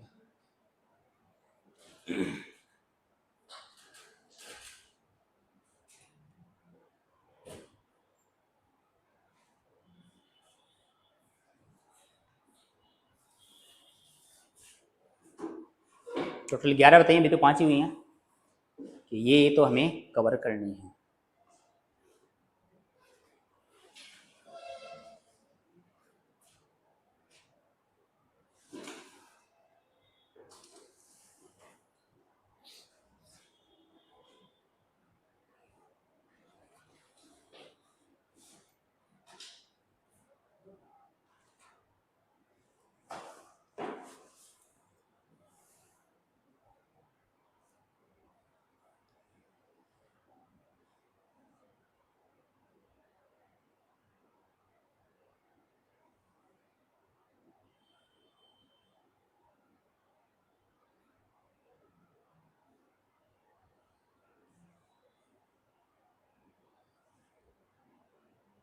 आप हिंदी लिख लेना, अगर हिंदी मीडियम से हैं तो, इंग्लिश मीडियम से तो इंग्लिश लिख लेना, बाकी इतना तो लगभग कोई दिक्कत है नहीं यहाँ पे। उसके बाद अगली हमारे पास कॉम्प्लेक्स एनालिसिस, सबसे छोटा पोर्शन यही है। कॉम्प्लेक्स की जो बुक है सबसे कम पार्ट हमारा इसी का है। सम्मिश्र विश्लेषण,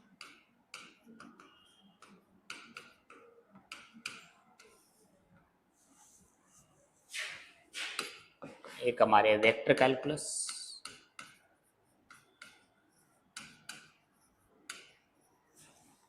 सदिशकलन,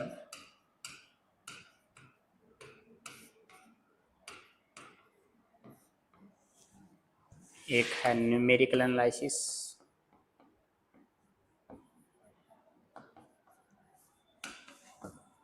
फर्स्ट ग्रेड वालों के लिए एमएससी में डाल रखी है, सेकंड ग्रेड वालों के बीएससी लेवल में डाल रखी है। कॉमन चीजें हैं। संख्यात्मक विश्लेषण, कैलकुलेटर यूज किया होगा इसमें आपने कॉलेज में, यहाँ कोई कैलकुलेटर अलाउड नहीं है ना। कॉलेज में तो कैलकुलेटर अलाउड था एग्जाम में भी, अब नहीं है।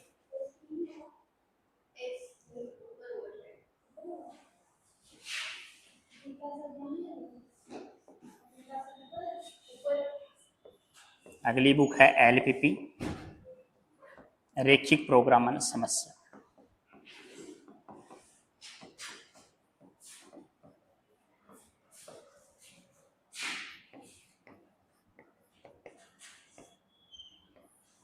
रैखिक प्रोग्रामन समस्या, एक है 3D जियोमेट्री,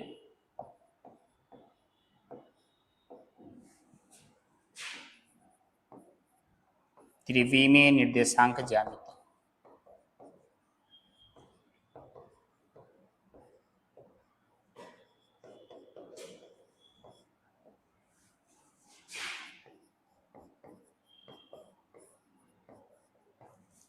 त्रिविमीय निर्देशांक ज्यामिति, और एक है स्टैटिक्स एंड डायनेमिक्स।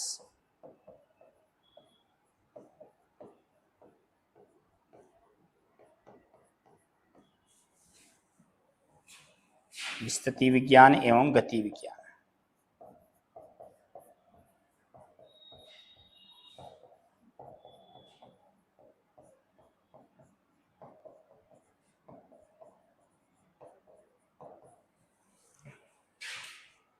तो ये 11 टॉपिक जो है, टॉपिक है वही, बुक नहीं मानो आप, इनको टॉपिक मानो। ये 11 टॉपिक हमें कवर करने हैं, जिसमें से आसान भी हैं, ठीक ठाक भी हैं, थोड़ा सा हार्ड भी है। तो सब कुछ करना भी आज कोई ज़रूरी नहीं है। मतलब जैसे 100% सिलेबस भी करना कोई ज़रूरी नहीं होता है। अगर हम 80% सिलेबस भी ढंग से पढ़ लें तो भी हमारा सिलेक्शन हो सकता है। कि जैसे हो सकता है किसी को कुछ हार्ड लगे, किसी को कुछ हार्ड लगे, तो वो डिपेंड करता है खुद के ऊपर।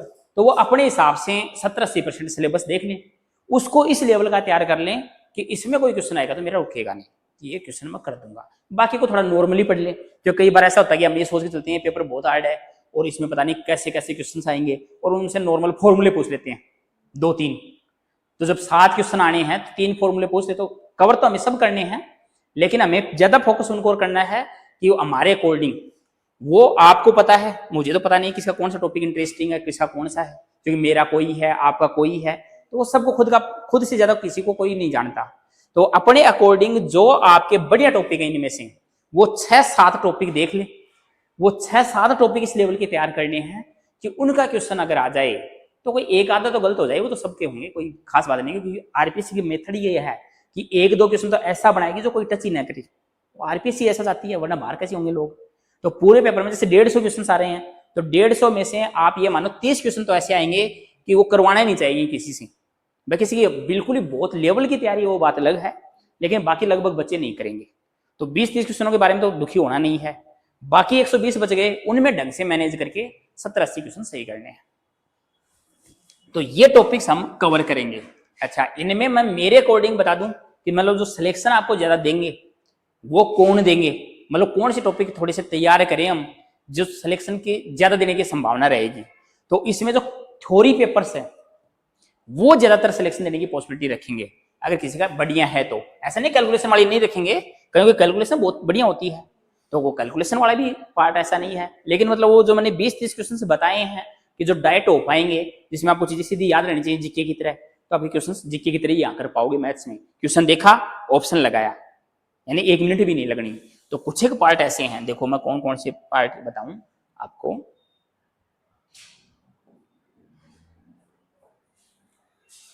एक तो ये जो एब्स्ट्रैक्ट अलजेब्रा है, सीधा रिजल्ट याद रहने चाहिए, इसकी रिजल्ट बेस्ड मामला है कि जैसे प्रत्येक चक्रीय ग्रुप आबेली होता है तो जैसे ये ऑप्शन सीधा लिखा मिलेगा कि प्रत्येक चक्रीय ग्रुप आबेली होता है, सत्य असत्य में पूछेगा, ये लिखा हुआ है तो सही है, उल्टा लिखा हुआ तो गलत है। कि जैसे इसने कर दिया प्रत्येक आबेली ग्रुप चक्रीय होता है तो गलत है। तो कुछ थ्योरी बेस्ड क्वेश्चंस हैं जो मतलब टाइम नहीं लगना आपको कि आंसर देखे, जैसे 3 गलत हैं 1 सही है, लगाओ और आगे बढ़ो। तो जैसे डिफरेंशियल कैलकुलस है, पेपर आसान है लेकिन इसमें टाइम टेकिंग है, टाइम लगेगा, इसलिए मैं इसको सजेस्ट नहीं करूंगा। कुछ एक टॉपिक है इजी, जैसे आंशिक अवकलन है, वहां से लगभग क्वेश्चन इजी होता है, तो कुछ वो टॉपिक तैयार कर लें, वो बाद में हम जैसे जैसे सिलेबस कवर करेंगे वैसे वैसे बात करेंगे। रियल एनालिसिस है, आसान टॉपिक है, थ्योरेटिकल टाइप है, मतलब जो टाइम बचाएंगे। मैं ये बता रहा हूँ, ऐसे तो थोड़े हार्ड है ये पेपर से, लेकिन टाइम जल्दी बचाएंगे आपको, कि अगर आ गए ना तो बहुत आसान है। तो हम उस लेवल का तैयार करवाएंगे कि मैं तो ये मानता हूं मेरे पढ़ाने के बाद अगर तुम लोग खुद से जो मैं सीट दूंगा वो सोल्व कर पा रहे हो, 5-4 क्वेश्चन की तो नहीं कहता, बाकी लगभग क्वेश्चन अगर आपने कर लिए तो तुम लोग पढ़ाया हुआ समझ में आ रहा है, सिलेक्शन की रेस में हो। और पढ़ाने के बाद भी अगर क्वेश्चन सोल्व नहीं हो रहे हैं तो फिर कोई मामला है नहीं, फिर आपको थोड़ा प्रैक्टिस की जरूरत ज्यादा पड़ेगी। तो ये कुछ ऐसे पार्ट हैं जो सीधे सीधे हो पाएंगे, जैसे ये हो गया। अच्छा, डिफेंस क्वेश्चन बहुत आसान है लेकिन टाइम टेकिंग है, टाइम लगेगा, इसलिए वो सजेस्ट नहीं करूंगा। जो ज्यादा आसान है उसकी बात कर रहा हूं, जो टाइम कम लेंगे। कॉम्प्लेक्स एनालिसिस है, बढ़िया है, वेक्टर कैलकुलस है, बढ़िया है, न्यूमेरिकल भी थोड़ी थ्योरेटिकल क्वेश्चन पूछता है, एलपीपी भी थोड़ी थ्योरेटिकल क्वेश्चन पूछता है। तो कितने टॉपिक हो गए, ये टॉपिक थोड़े से बढ़िया लेवल के तैयार करें हम, जो टाइम बचाएंगे आपके, मतलब सिलेक्शन ज्यादा जल्दी देंगे। बाकी ऐसा नहीं है 3D नहीं देगी, डायनेमिक्स नहीं देगी, जो और छोड़ दिए डिफेंसिव वो नहीं देंगे, क्योंकि पार्टी वो बढ़िया होते हैं। कई बच्चों की कैलकुलेशन बहुत बढ़िया होती है कि कोई करता है जैसे 5 मिनट में, वो कर देता है 3 मिनट में ही, तो उनको उन पे फोकस करना चाहिए। बाकी ये पेपर फोकस इसलिए करने चाहिए क्योंकि यहाँ से थ्योरेटिकल क्वेश्चन, जैसे प्रत्येक 11 टॉपिक हमारे, 11 टॉपिक में ये मान के चलो प्रत्येक टॉपिक से हमारे जितने टॉपिक लिखे हैं 6 से 7 क्वेश्चन आने वाले हैं। वो किसी में 6 आ जाए, किसी में 7 आ जाए, किसी में एक आधा बढ़ भी जाए, कम भी हो जाए। ऑन एन एवरेज हम ये मानते चलते हैं कि आपको 6 क्वेश्चन तो मिनिमम मिलेंगे, यानी 11 की 66 क्वेश्चन तो आपको कॉलेज लेवल के मिलेंगे। वो स्वतंत्र भी हो सकते हैं। तो लगभग 6 से 7 क्वेश्चन प्रत्येक टॉपिक से आना है। तो टॉपिक तो हमें कोई नहीं छोड़ना है, क्योंकि कई बार ऐसा होता है कि जैसे हमने ये छोड़ दी 3D, और इसमें फॉर्मूले पूछ ले उसने 2-3, तो जो पढ़ के गया वो आपसे एक्स्ट्रा हो गया। 3 क्वेश्चन मतलब 6 नंबर बहुत होते हैं कंपटीशन में। तो इसलिए पढ़ना तो हमें सब कुछ है, लेकिन जैसे हमें किसी की थोड़ी कमजोर है वो छोड़ सकता है, छोड़ भी सकता है, कोई गुनाह नहीं है, कोई टॉपिक ऐसा कोई बाउंडेशन नहीं है, लेकिन नॉर्मली हम सब पढ़ें और इन पे थोड़ा ज्यादा फोकस रखें, इन पे थोड़ा ज्यादा फोकस रखें। तो हम ये जो पार्ट है ये कॉलेज का कवर करेंगे, इतना पार्ट। तो ये इतनी चीजें सेकंड ग्रेड और फर्स्ट ग्रेड दोनों में कॉमन है। केवल रियल जो है वो हटा देना, वो फर्स्ट ग्रेड में नहीं आएगी। जो फर्स्ट ग्रेड के बच्चे हैं वो रियल हटा दें एक बार फर्स्ट ग्रेड की तैयारी तक, फर्स्ट ग्रेड के बाद वो रियल पढ़ लें। बाकी ये जैसे एलबीपी अन्य उनके एमएससी पोर्शन में डली हुई है, तो बात वही आनी है, पढ़नी तो वहां भी है उनको, उनके एमएससी पोर्शन में डाल दी तो वहां उनके ये डाल रखी है, तो वो चाहे बीएससी में पढ़ो वो चाहे एमएससी में पढ़ो, जो एक्स्ट्रा चीजें वो एमएससी की एक्स्ट्रा करवा दी जाएंगी। तो ये चीजें हमें, ये टॉपिक ध्यान रहने चाहिए पहले तो, कि हमें ये 11 टॉपिक्स कवर करने हैं। 11 टॉपिक्स अगर हम ढंग से कवर कर लेते हैं तो हमारा जो 40% का क्राइटेरिया वो पार हो जाएगा, क्योंकि उतने क्वेश्चन वो ये अकेला देगा 40% वाले। तो इसमें से हमने जैसे 66, 60, 65 क्वेश्चन आएंगे, उसमें से अगर 40 क्वेश्चन कर दिए तो 20 क्वेश्चन तो फिर हम टीचिंग मेथड वगैरह 9, 10 वहां से कवर कर लेंगे। तो अब आप समझ गए होंगे मेन फोकस किसके ऊपर रखना है, कॉलेज लेवल पे ज्यादा फोकस रखना है। अब हम इसकी बात कर लेते हैं थोड़ी सी, है ना। ये तो हो गई हमारी इंट्रोडक्शन की बात कि हम ये काम करेंगे। बच गए वो 11, 12, 9, 10 बच गए। वो 9, 10 में भी ज्यादा नहीं, आपके एक तो नंबर सिस्टम है, एक ज्योमेट्री है, तो नंबर सिस्टम और ज्योमेट्री पढ़नी है, वहां से 10-15 क्वेश्चन आने हैं। बाकी बच गया पोर्शन 11, 12 का, 11, 12 थोड़ा पोर्शन है। अच्छा, बुक इस बार थोड़ा खरीदने का कोई टाइम है नहीं, क्योंकि ज्यादा चक्रों में न पड़े, क्योंकि वो टाइम नहीं है कि हम बुक भी पढ़ पाएंगे। क्या इस बार आपको करना क्या है कि मैं जो सिलेबस यहाँ करवाऊं उसको ईमानदारी से पढ़ना है बस। वो चीजें अगर याद कर लेना तो आपको सिलेक्शन कोई रोक नहीं पाएगा, कि क्वेश्चन लगभग वही क्वेश्चन आएंगे, बस वो आपको कॉन्सेप्ट पकड़ में आने चाहिए। देखो मैथ में एक चीज है कॉन्सेप्ट, ये नहीं हमने क्वेश्चन के रट्टा मार लिया, जैसे मैंने बोला ना अभी क्वेश्चन रट के चले जाते हैं तो भी सिलेक्शन हो सकता है। रटने का मतलब ये है कि हमें उस लेवल का पढ़ना है कि वो हमें याद हो जाए, कि जैसे कोई क्वेश्चन हमने यहाँ कर लिया और वो वापस हमारे सामने आए तो हमारे माइंड में ये आ जाना चाहिए कि ये क्वेश्चन मेरा किया हुआ है, मैं कर पाऊंगा इसको, और ये क्वेश्चन मेरा किया हुआ नहीं है तो एग्जाम में यहाँ पेन चलाने से कोई फायदा नहीं है। तो बस एग्जाम में ये पता चलना चाहिए आपको कि मैथ में सिलेक्शन किसका होगा, जिसको एग्जाम में ये पता चल जाएगा कि करने की बजाय छोड़ना कौन सा पार्ट, कौन से क्वेश्चन मुझे टच नहीं करना है। तो वो क्वेश्चन टच नहीं करोगे ना, वो पता चल गया ना तो आपका सिलेक्शन है। क्योंकि ज्यादातर बच्चों के साथ समस्या क्या होती है कि जो क्वेश्चन करने लायक नहीं होते उनमें उलझ जाते हैं वो, और उलझ के टाइम वेस्ट कर देते हैं। बस इतना सा समझना है हमें कि हम जो पढ़ के गए हैं और ये क्वेश्चन मेरा किया हुआ है मैं कर पाऊंगा, यहाँ पे उन क्वेश्चनों को टच करना है। तो अब चलते हैं अपन टॉपिक वाइज चलेंगे। जो पहला टॉपिक है उसी से स्टार्ट करेंगे हम, अलजेब्रा।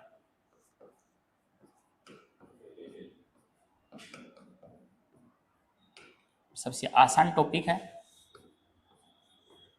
सीधा सीधा काम करना है कॉन्सेप्टों के ऊपर। अमूर्त बीजगणित,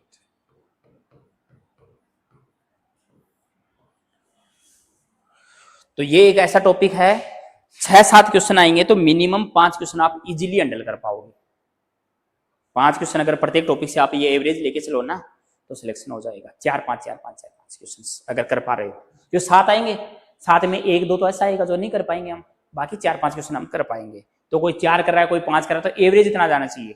जो 11 टॉपिक है तो 11 में से 4 का एवरेज भी अगर 4 भी क्वेश्चन मान के चलते हो 44 क्वेश्चन भी अगर आप अपने कॉलेज लेवल से सही कर दिए तो आप सिलेक्शन है आपका।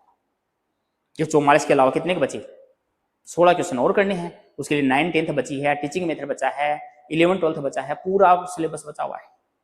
तो इसलिए मैं बार बार कह रहा हूं कॉलेज फोकस इसलिए करना है, और कोई ज्यादा हार्ड नहीं है। अगर आपने कभी जिंदगी में पढ़ी भी नहीं तो आपको ये महसूस नहीं होगा हमने पढ़ी नहीं, आपको ये लगेगा हम पढ़ रहे हैं बढ़िया तरीके से। और एक बात और बताता हूँ, जो नहीं पढ़ी हुई है और पहली बार पढ़ोगे वो चीजें ज्यादा माइंड में सेट होंगी। पढ़ी हुई में तो कन्फ्यूजन होगा और वो इनमें कन्फ्यूजन नहीं होगा कि हमें पढ़ना है, बस बात खत्म।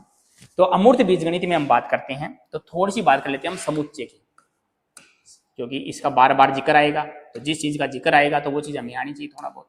समुच्चय सेट, समुच्चय तो देखो समुच्चय हम किसे बोलेंगे, तो समुच्चय का मतलब है वस्तुओं के सुपरिभाषित संग्रह।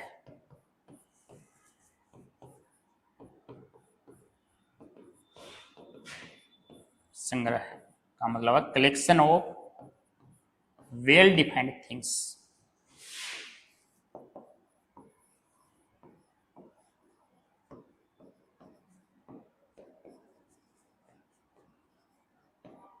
वस्तुओं के सुपरिभाषित संग्रह को समुच्चय कहते हैं।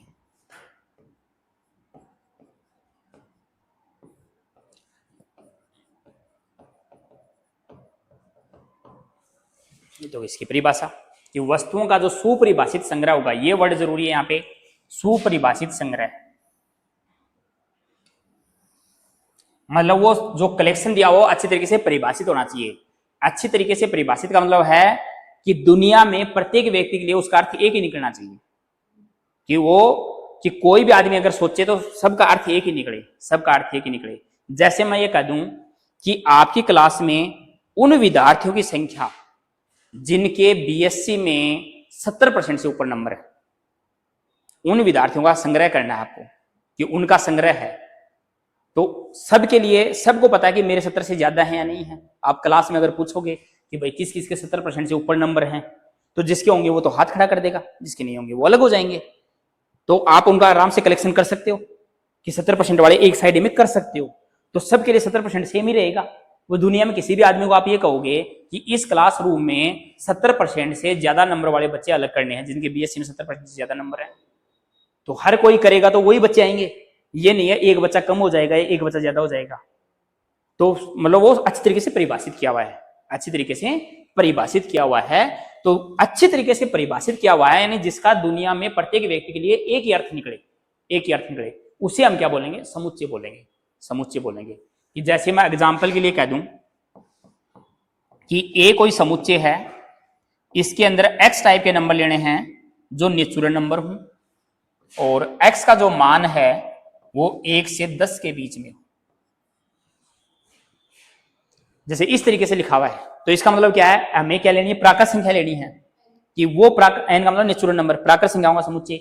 प्राकृत संख्या 1 से स्टार्ट होती है, और x का मान कहां से कहां तक होना चाहिए, 1 से 10 भी शामिल है, बराबर का मतलब ये भी शामिल है, उनके बीच की संख्याएं। तो हर कोई इसका अर्थ क्या निकालेगा कि a का मतलब क्या होगा, कि a का मतलब होगा 1 से लेकर 10 तक की संख्याएं। तो ये समुच्चय है। समुच्चय का मतलब ये है कि प्रत्येक व्यक्ति अगर उसको बोलेंगे कि इसको हमें लिख के बताओ इस कलेक्शन को, तो प्रत्येक व्यक्ति ये लिखेगा। भाई मैथ का वो तो ये लिखेगा, वो सब समझता है नेचुरल नंबर क्या होता है क्या नहीं है।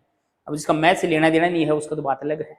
तो प्रत्येक व्यक्ति के लिए ये बात होगी कि 1 से 10 तक नंबर कलेक्ट करने हैं हमें, और कैसे होने चाहिए, नेचुरल नंबर होने चाहिए, पॉइंट वॉइंट कुछ नहीं आना चाहिए। तो ये सब के लिए अर्थ ये निकलेगा। तो ये एक समुच्चय बन गया, ये एक समुच्चय है। तो ये इसका एग्जाम्पल रहा। बोलो इतनी बात नहीं, कोई समस्या।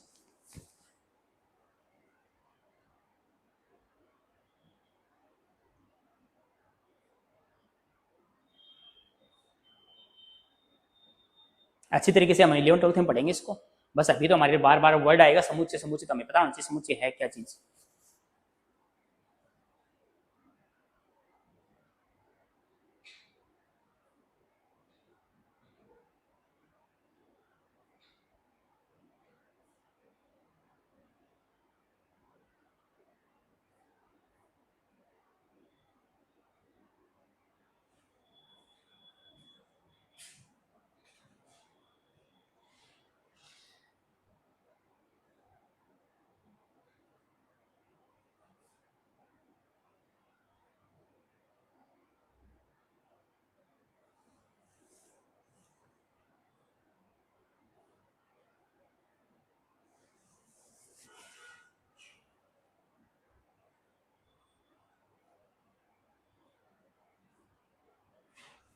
अब मैं एक एग्जाम्पल लिख रहा हूँ, वो बताना है आपको समुच्चय बनेगा या नहीं बनेगा।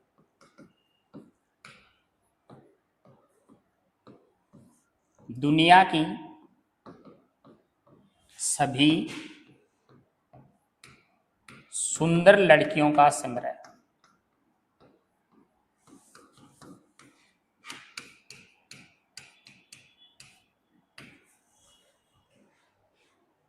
Collection of all beautiful girls in the world. समुच्चय बनेगा या नहीं बनेगा?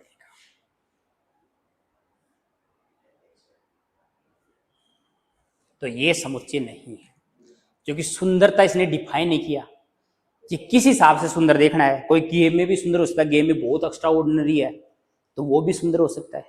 तो यहाँ सुंदरता जो वर्ड है वो डिफाइन नहीं है। कोई बाहरी आवरण देख के सुंदर देखे कि सुंदर है, कोई व्यवहार से अच्छा हो सकता है कि उसका व्यवहार बहुत अच्छा हो तो भी तो वो सुंदर है। तो यहाँ सुंदरता वर्ड है वो डिफाइन नहीं हुआ, इसलिए वो सुपरिभाषी संग्रह वर्ड का मतलब ये है कि हर आदमी एक ही अर्थ निकाले। वैसे भी हो सकता है किसी को कोई सुंदर लगे, किसी को कोई सुंदर लगे, सीधी भाषा में हम देखें तो सबके लिए अलग अलग होगी ना सुंदरता। तो ये सुंदरता वर्ड अच्छी तरीके से डिफाइन नहीं है, तो ये समुच्चय नहीं है। तो दुनिया की सभी सुंदर लड़कियों का संग्रह है, एक समुच्चय नहीं।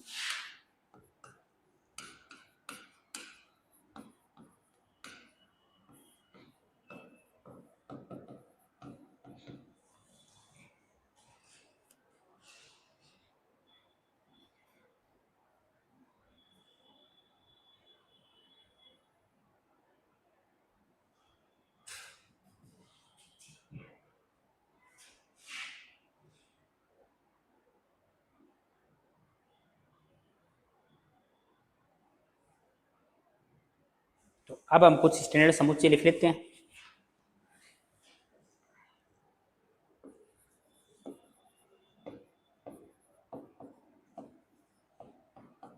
कुछ महत्वपूर्ण समुच्चय जो हमें बार बार तंग करेंगे, तो वो सिंबल देख के हमें ध्यान में आना चाहिए। सम इंपॉर्टेंट सेट्स,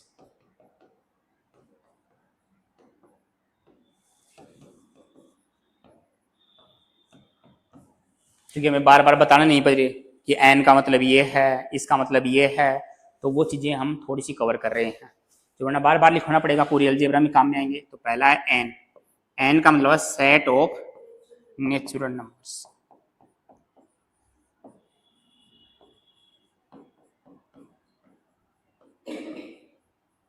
प्राकृत संख्याओं का समुच्चय। तो जहां भी हम एन लिखें तो उस एन का मतलब ये समझना है, वो चाहे रियल एनालिसिस हो, वो चाहे अलजेब्रा हो। हालांकि पेपर वाला आपको पूरी डिटेल में समझाएगा कि एन का मीनिंग ये है, पेपर में लिखाएगा कि एन का मतलब प्राकृत संख्याओं का समुच्चय, प्राकृत संख्याओं का समुच्चय। तो इसमें जो नंबर्स होंगे वो क्या होंगे कि नेचुरल नंबर का सेट है वो 1 से स्टार्ट होता है, 1 2 3 4 एंड सो ऑन जाएगा इनफाइनाइट तक। तो ये लिखा हुआ था, इसका मतलब हमें ये ध्यान में आना चाहिए, एन का मतलब ये है, इसमें एक से संख्याएं स्टार्ट होंगी।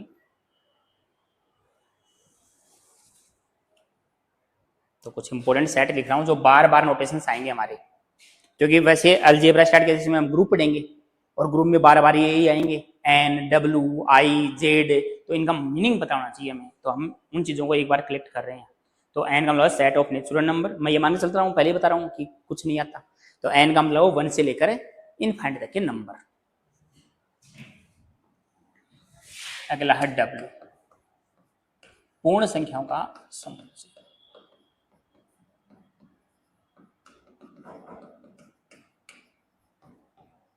Set of whole numbers.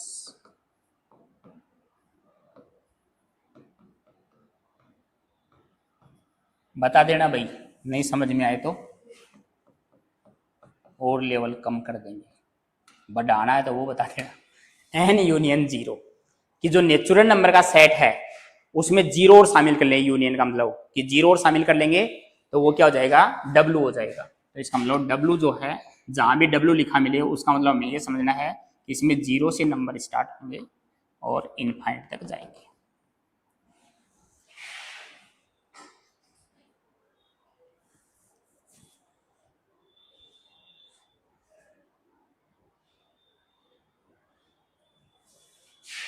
अगला जिसे हम या तो ज्यादातर आई से लिखा मिलेगा आपको पेपर में या जेड से लिखा मिलेगा,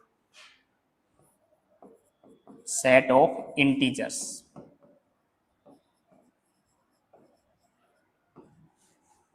पूर्णांकों का समुच्चय।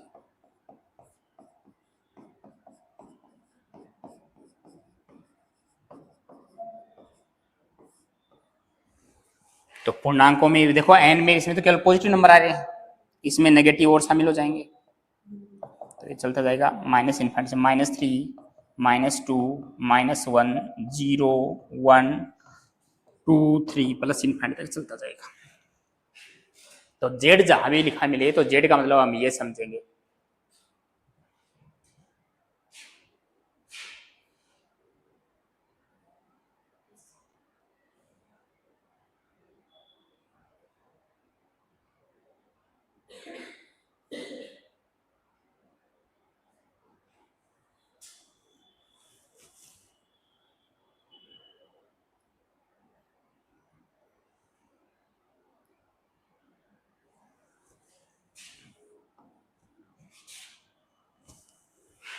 अगला है क्यू नोटेशन का मतलब है, क्यू से हम नोट करेंगे परिमेय संख्याओं का समुच्चय।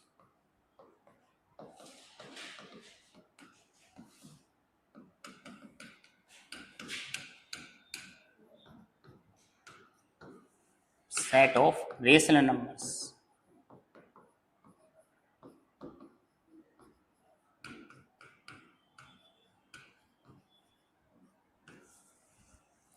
तो इसमें क्या है, परिमेय संख्या होती है जिनको p बाई क्यू टाइप से लिख पाए हम, सच दैट जहां p कोई भी जेड से नंबर ले सकते हैं, अभी अभी जो जेड लिखा है क्यू कोई भी जेड से ले सकते हैं, लेकिन जो क्यू है वो जीरो नहीं होना चाहिए। तो जिन संख्याओं को हम p बाई क्यू टाइप से लिख पाएंगे तो उसको परिमेय संख्याओं का समुच्चय बोल लेंगे। तो जब भी परिमेय संख्याओं का समुच्चय क्यू लिखा मिले तो इसका मतलब हमें यह समझना है कि इसमें वे संख्याएं होंगी जिनको हम p अपॉन क्यू टाइप से लिख पाए, जहां p क्यू कोई भी इंटीजर ले सकते हैं हम, लेकिन क्यू जीरो नहीं होना चाहिए, वरना तो परिभाषित चीज हो जाएगी, जीरो मतलब इनफाइनाइट बन जाएगा। तो ये हो जाएगा। और जिनको इस टाइप से नहीं लिख पाए उनको अपरिमेय संख्याएं, तो उसका जो नोटेशन है क्यू सी से लिखते हैं, set of irrational numbers. Set of irrational numbers.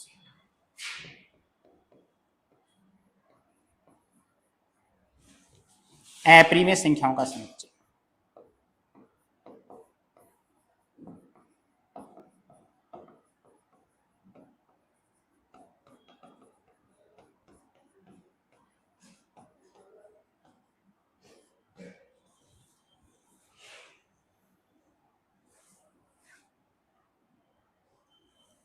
कि जिन्हें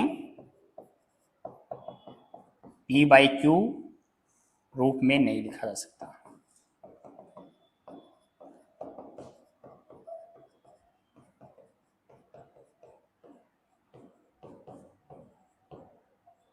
तो उन संख्याओं को अपरिमेय संख्या कहेंगे।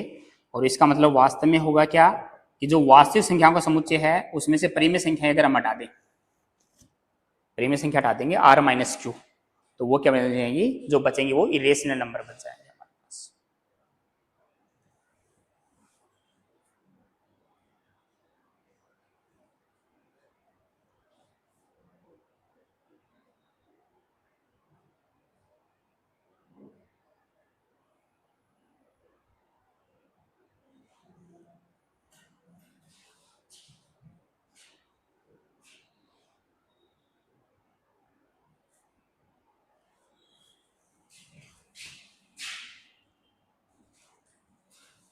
अगला हमारा आर है सेट ऑफ रियल नंबर्स।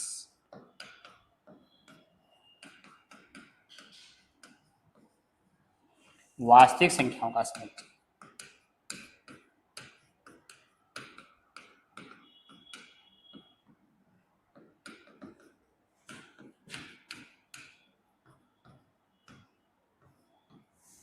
तो आर में क्या होंगे, क्यू वाले भी आएंगी और क्यू सी वाली भी आएंगी, दोनों रेशनल और इरेशनल दोनों को मिला दिया जाए तो वो क्या बन जाएगी, रियल नंबर का सेट बन जाएगा। मतलब इसमें पॉइंट पॉइंट सब आ जाएंगे। जैसे जेड में तो केवल पूर्णांक पूर्णांक थे, पॉइंट पॉइंट नहीं आ रहे थे, इसमें पॉइंट पॉइंट सब शामिल हो जाएंगे। मतलब केवल आयटा नहीं आना चाहिए, जिसमें आयटा नहीं आएगा वो सब के सब क्या होंगी, रियल नंबर हो जाएंगे। और जिसमें आयटा आ जाएगा उसको कॉम्प्लेक्स नंबर बोलेंगे। तो उसका नोटेशन सी से डिनोट करते हैं हम, सेट ऑफ कॉम्प्लेक्स नंबर्स।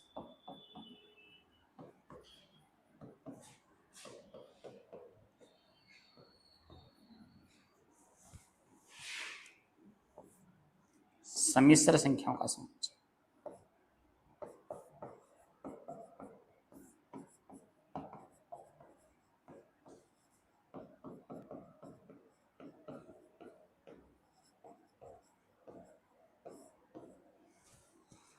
तो सी में जो होंगे वो सम्मिश्र संख्या होंगी, जो किस टाइप की होंगी, एक्स प्लस है आइटा वाई टाइप की, ऐसे लिख सकें, जहां एक्स भी रियल नंबर होगा कोई कोई और वाई भी कोई भी रियल नंबर ले सकते हैं। तो ये जो है वो क्या होगा, कॉम्प्लेक्स नंबर का सेट होगा।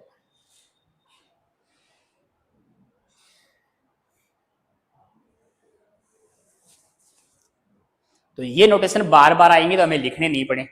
सी जहां भी लिखा मिले उसका मतलब हम किसकी बात कर रहे हैं, सम्मिश्र संख्याओं के समुच्चय की बात कर रहे हैं। आर जहां भी लिखा मिले इसका मतलब हम वास्तविक संख्याओं के समुच्चय की बात कर रहे हैं। तो बार बार हमें नोटेशन से बोलने नहीं पड़े कि हम इसको बात ये कर रहे हैं।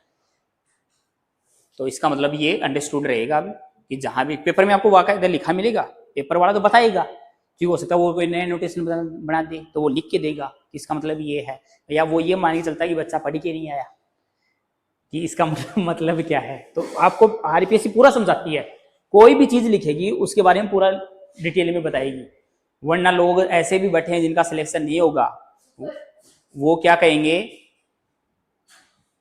कि सी का मतलब क्या है ये डिफाइन नहीं कर रखा आप लोगों ने, रीट लगा देंगे, क्वेश्चन को डिलीट करवा देंगे। भाई जो बाहर रहेगा वो तो कहीं अपनी फ्रस्ट्रेशन निकालेगा, है ना, तो वो ऐसे काम कर देंगे। इसलिए आरपीएससी पूरा ख्याल रखती है, इस नोटेशन का मतलब ये है, इसका मतलब ये है, पूरा लिख के देगी।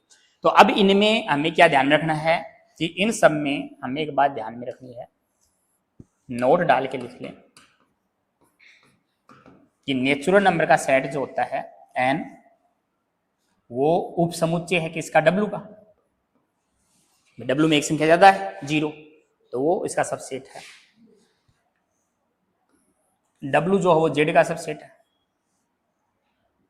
जेड जो है वो आपके पास किसका सबसेट है, क्यू का सबसेट है, क्यू जो है वो आर का सबसेट है, और आर जो है वो सी का सबसेट है। तो ये क्रम ध्यान में रखना है, आगे हमें जरूरत पड़ेगी जब सब ग्रुप पढ़ेंगे, उप ग्रुप पढ़ेंगे तब, कि कौन छोटा है कौन बड़ा है। वैसे भी देव इतना तो आइडिया लगा लेंगे, लेकिन थोड़ा सा हम लिखवा रहे हैं तो थोड़ा याद रख लें। तो इसका मतलब एन सब का उपसमुच्चय है, एन सब का उपसमुच्चय है, उपसमुच्चय समुच्चय से छोटा सम, तो एन सब का उपसमुच्चय रहेगा, सब का उपसमुच्चय रहेगा। तो ये कुछ नोटेशंस थे जो हमारे बार बार यूज होंगे अलजेब्रा के अंदर या रियल के अंदर। तो दोनों जगह का झंझट हमने एक जगह खत्म कर दिया है कि ये नोटेशंस हमें ध्यान में रहने चाहिए कि ये नोटेशंस हम यूज करेंगे, ये नोटेशंस हम यूज करेंगे।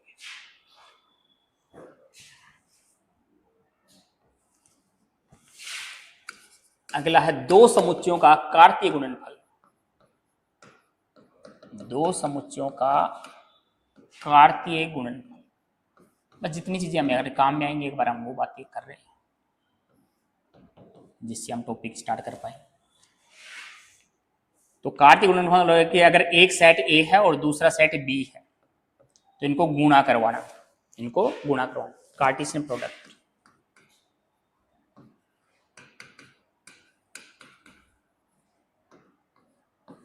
ऑफ टू सेट्स, इनको हमें प्रोडक्ट करवाना है, गुणा करवाना है। तो गुणा करवाने का मतलब ये क्या है कि इसमें जो होते हैं वो ऑर्डर्ड पेयर होते हैं, क्रमित युग्म, ए कोमा बी टाइप का एलिमेंट होगा। इसका मतलब ये है कि जो ए है वो तो कहां से आएगा, पहले समुच्चय से ए से आएगा, जो बी है वो दूसरे समुच्चय बी से आएगा। तो कार्तीय गुणन का मतलब ये है।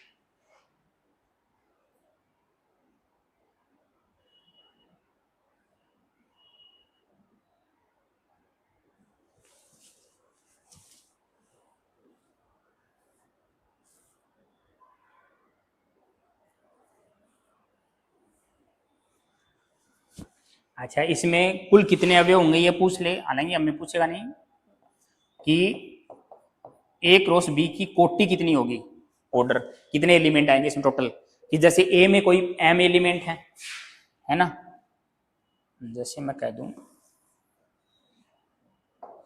नोट डाल के कि यदि मैं कह दूं आपके पास समुच्चय ए है, उसमें m अवयव हैं, इसका मतलब अवयवों की संख्या। तो a में m अवयव हैं, b में n अवयव हैं, d में n अवयव हैं। तो इनका जो गुणा करवाएंगे उसमें कितने अवयव होंगे टोटल, उसकी गणनता कितनी होगी, गणनता बोलते हैं इसको या ऑर्डर बोल सकते हैं। तो इसमें होंगे टोटल m इंटू n, यानी इन दोनों का ही गुणा, इनमें जो अवयव हैं उनका गुणा mn, इतने अवयव होंगे।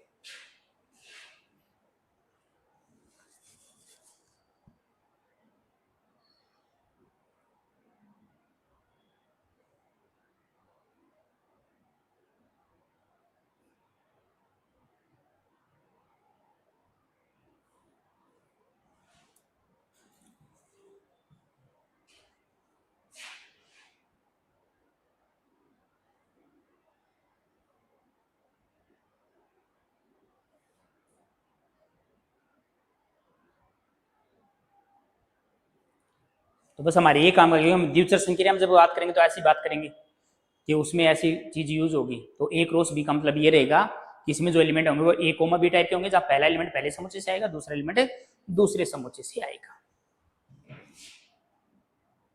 एक बार बार नाम आएगा अभाज्य संख्या,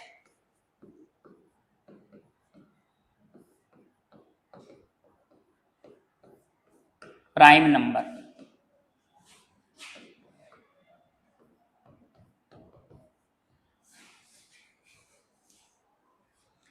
तो आप सब जानते हैं प्राइम नंबर का मतलब क्या है कि एक ऐसी संख्या जिसमें या तो एक का ही भाग जाए या खुद उसी नंबर का भाग जाए, उस संख्या को हम क्या बोलते हैं, प्राइम नंबर बोलेंगे। तो एक संख्या p, ज्यादातर हम प्राइम नंबर को p से डिनोट करेंगे। तो जहां भी मैं p लिखूं इसका मतलब प्राइम नंबर की बात कर रहा हूं, अभाज्य संख्या की बात कर रहा हूं। तो एक संख्या p अभाज्य संख्या कहलाती है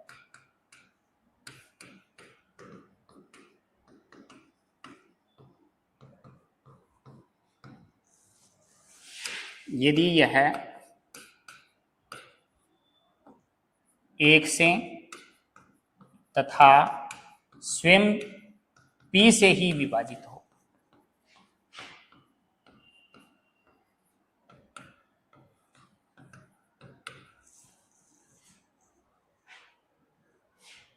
या तो ये एक से डिवाइड हो या ओनली p से डिवाइड हो, इसके अलावा किसी भी नंबर से डिवाइड नहीं हो। तो यदि यह एक से तथा स्वयं p से ही विभाजित हो। एग्जाम्पल के लिए जैसे मैं कह दूं 11 प्राइम नंबर है, 13 एक प्राइम नंबर है, 17 तो ये या तो खुद से विभाजित हो रही है या एक से विभाजित हो रही है। तो ऐसी संख्या को अभाज्य संख्या बोलेंगे, प्राइम नंबर। तो अलजेब्रा में इसकी खूब जरूरत पड़ेगी। तो जहां भी हम p लिखेंगे तो आपको समझ आना है p का मतलब प्राइम नंबर से है, नोटेशन p का मतलब प्राइम नंबर से रहेगा। तो ये सब अभाज्य संख्याएं हैं।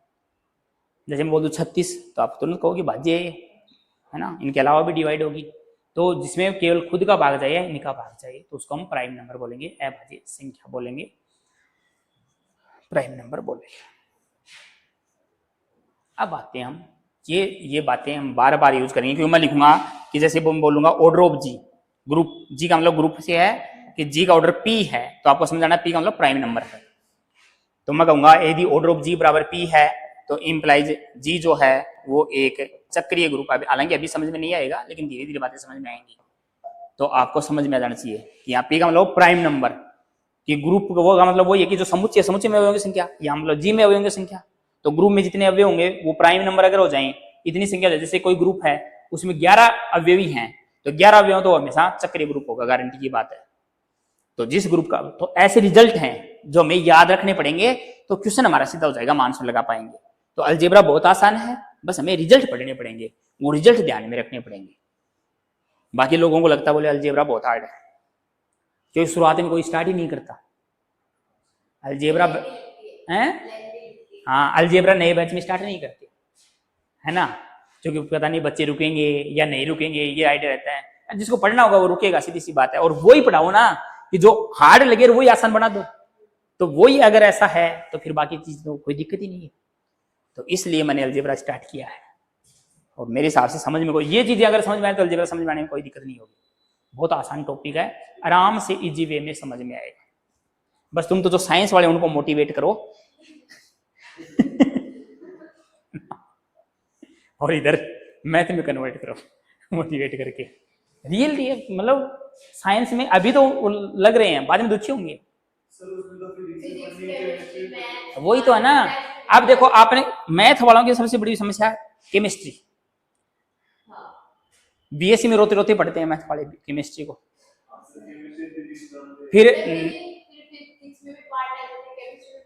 फिर न जूलॉजी पढ़ी हुई न बॉटनी पढ़ी हुई है ना, तो कम से कम मैथ ही तो पढ़ना है मैथ में। और कॉलेज अगर आपको 11 12 का आ रहा है तो कॉलेज 11 तो कुछ है ही नहीं, या कॉलेज लेवल का अगर आ रहा है तो फिर 11 12 में कुछ नहीं बचता। आधी चीजें तो मैं कॉलेज लेवल पे ही आपको 11 12 कवर करवा दूंगा। यानी हम मान के चलते हैं सेकंड ग्रेड में 60 से 70 क्वेश्चन आएंगे कॉलेज लेवल के, मैं कहता हूं 90 क्वेश्चन आएंगे आप लोगों के लिए, तो ये मान के चलो, क्योंकि 20-30 क्वेश्चन इन्हीं से कवर हो जाएंगे। तो ये जो 11 टॉपिक जो पढ़ लेगा ना, वो ये मान लो 90 क्वेश्चन का मैटर तैयार हो गया उसका। क्योंकि जैसे हम यहाँ अवकलन करेंगे, हालांकि हम बेसिक तो बताएंगे ये चीजें, लेकिन जैसे अवकलन करेंगे तो 11 12 में वही अवकलन आने जो हम यहाँ नीचे यूज करेंगे। इंटीग्रेशन करेंगे 11 12 में वही इंटीग्रेशन आने हैं जो हम यहाँ नीचे यूज कर चुके होंगे उनको। बीएससी का पार्ट तो 2 लाइन का ऊपर का, उसके बाद तो नीचे 11 12 ही चलेगी। तो वो 11 12 अपने आप तैयार हो रही है, बस वो देखने का नजरिया है। और ये पहले पढ़ने का फायदा ये है कि फिर 11 12 नगरने लगेगी कॉलेज के सामने, फिर 11 12 में तो कुछ भी नहीं है, ये लगेगा। तो इसलिए 90 क्वेश्चन मान के चलो कि ये 11 टॉपिक जिसने कर लिया, इसका मतलब उसने मैथ के 90 क्वेश्चन कवर कर लिए। और 20 क्वेश्चन आपके टीचिंग मेथड के, 110 क्वेश्चन तैयार हो रहे हैं, और 10 से 15 क्वेश्चन स्कूल लेवल के। तो 120 नंबरों की तैयारी हो रही है मान के चलो।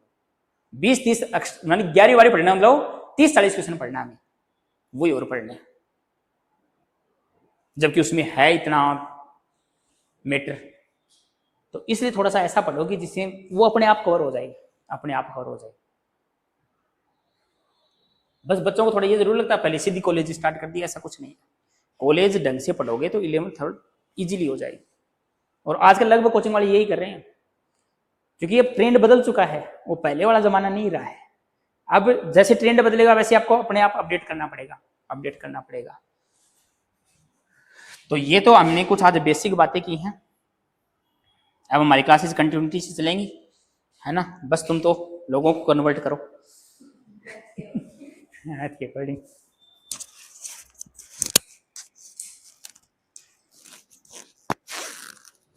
और कोई समस्या तो बताओ।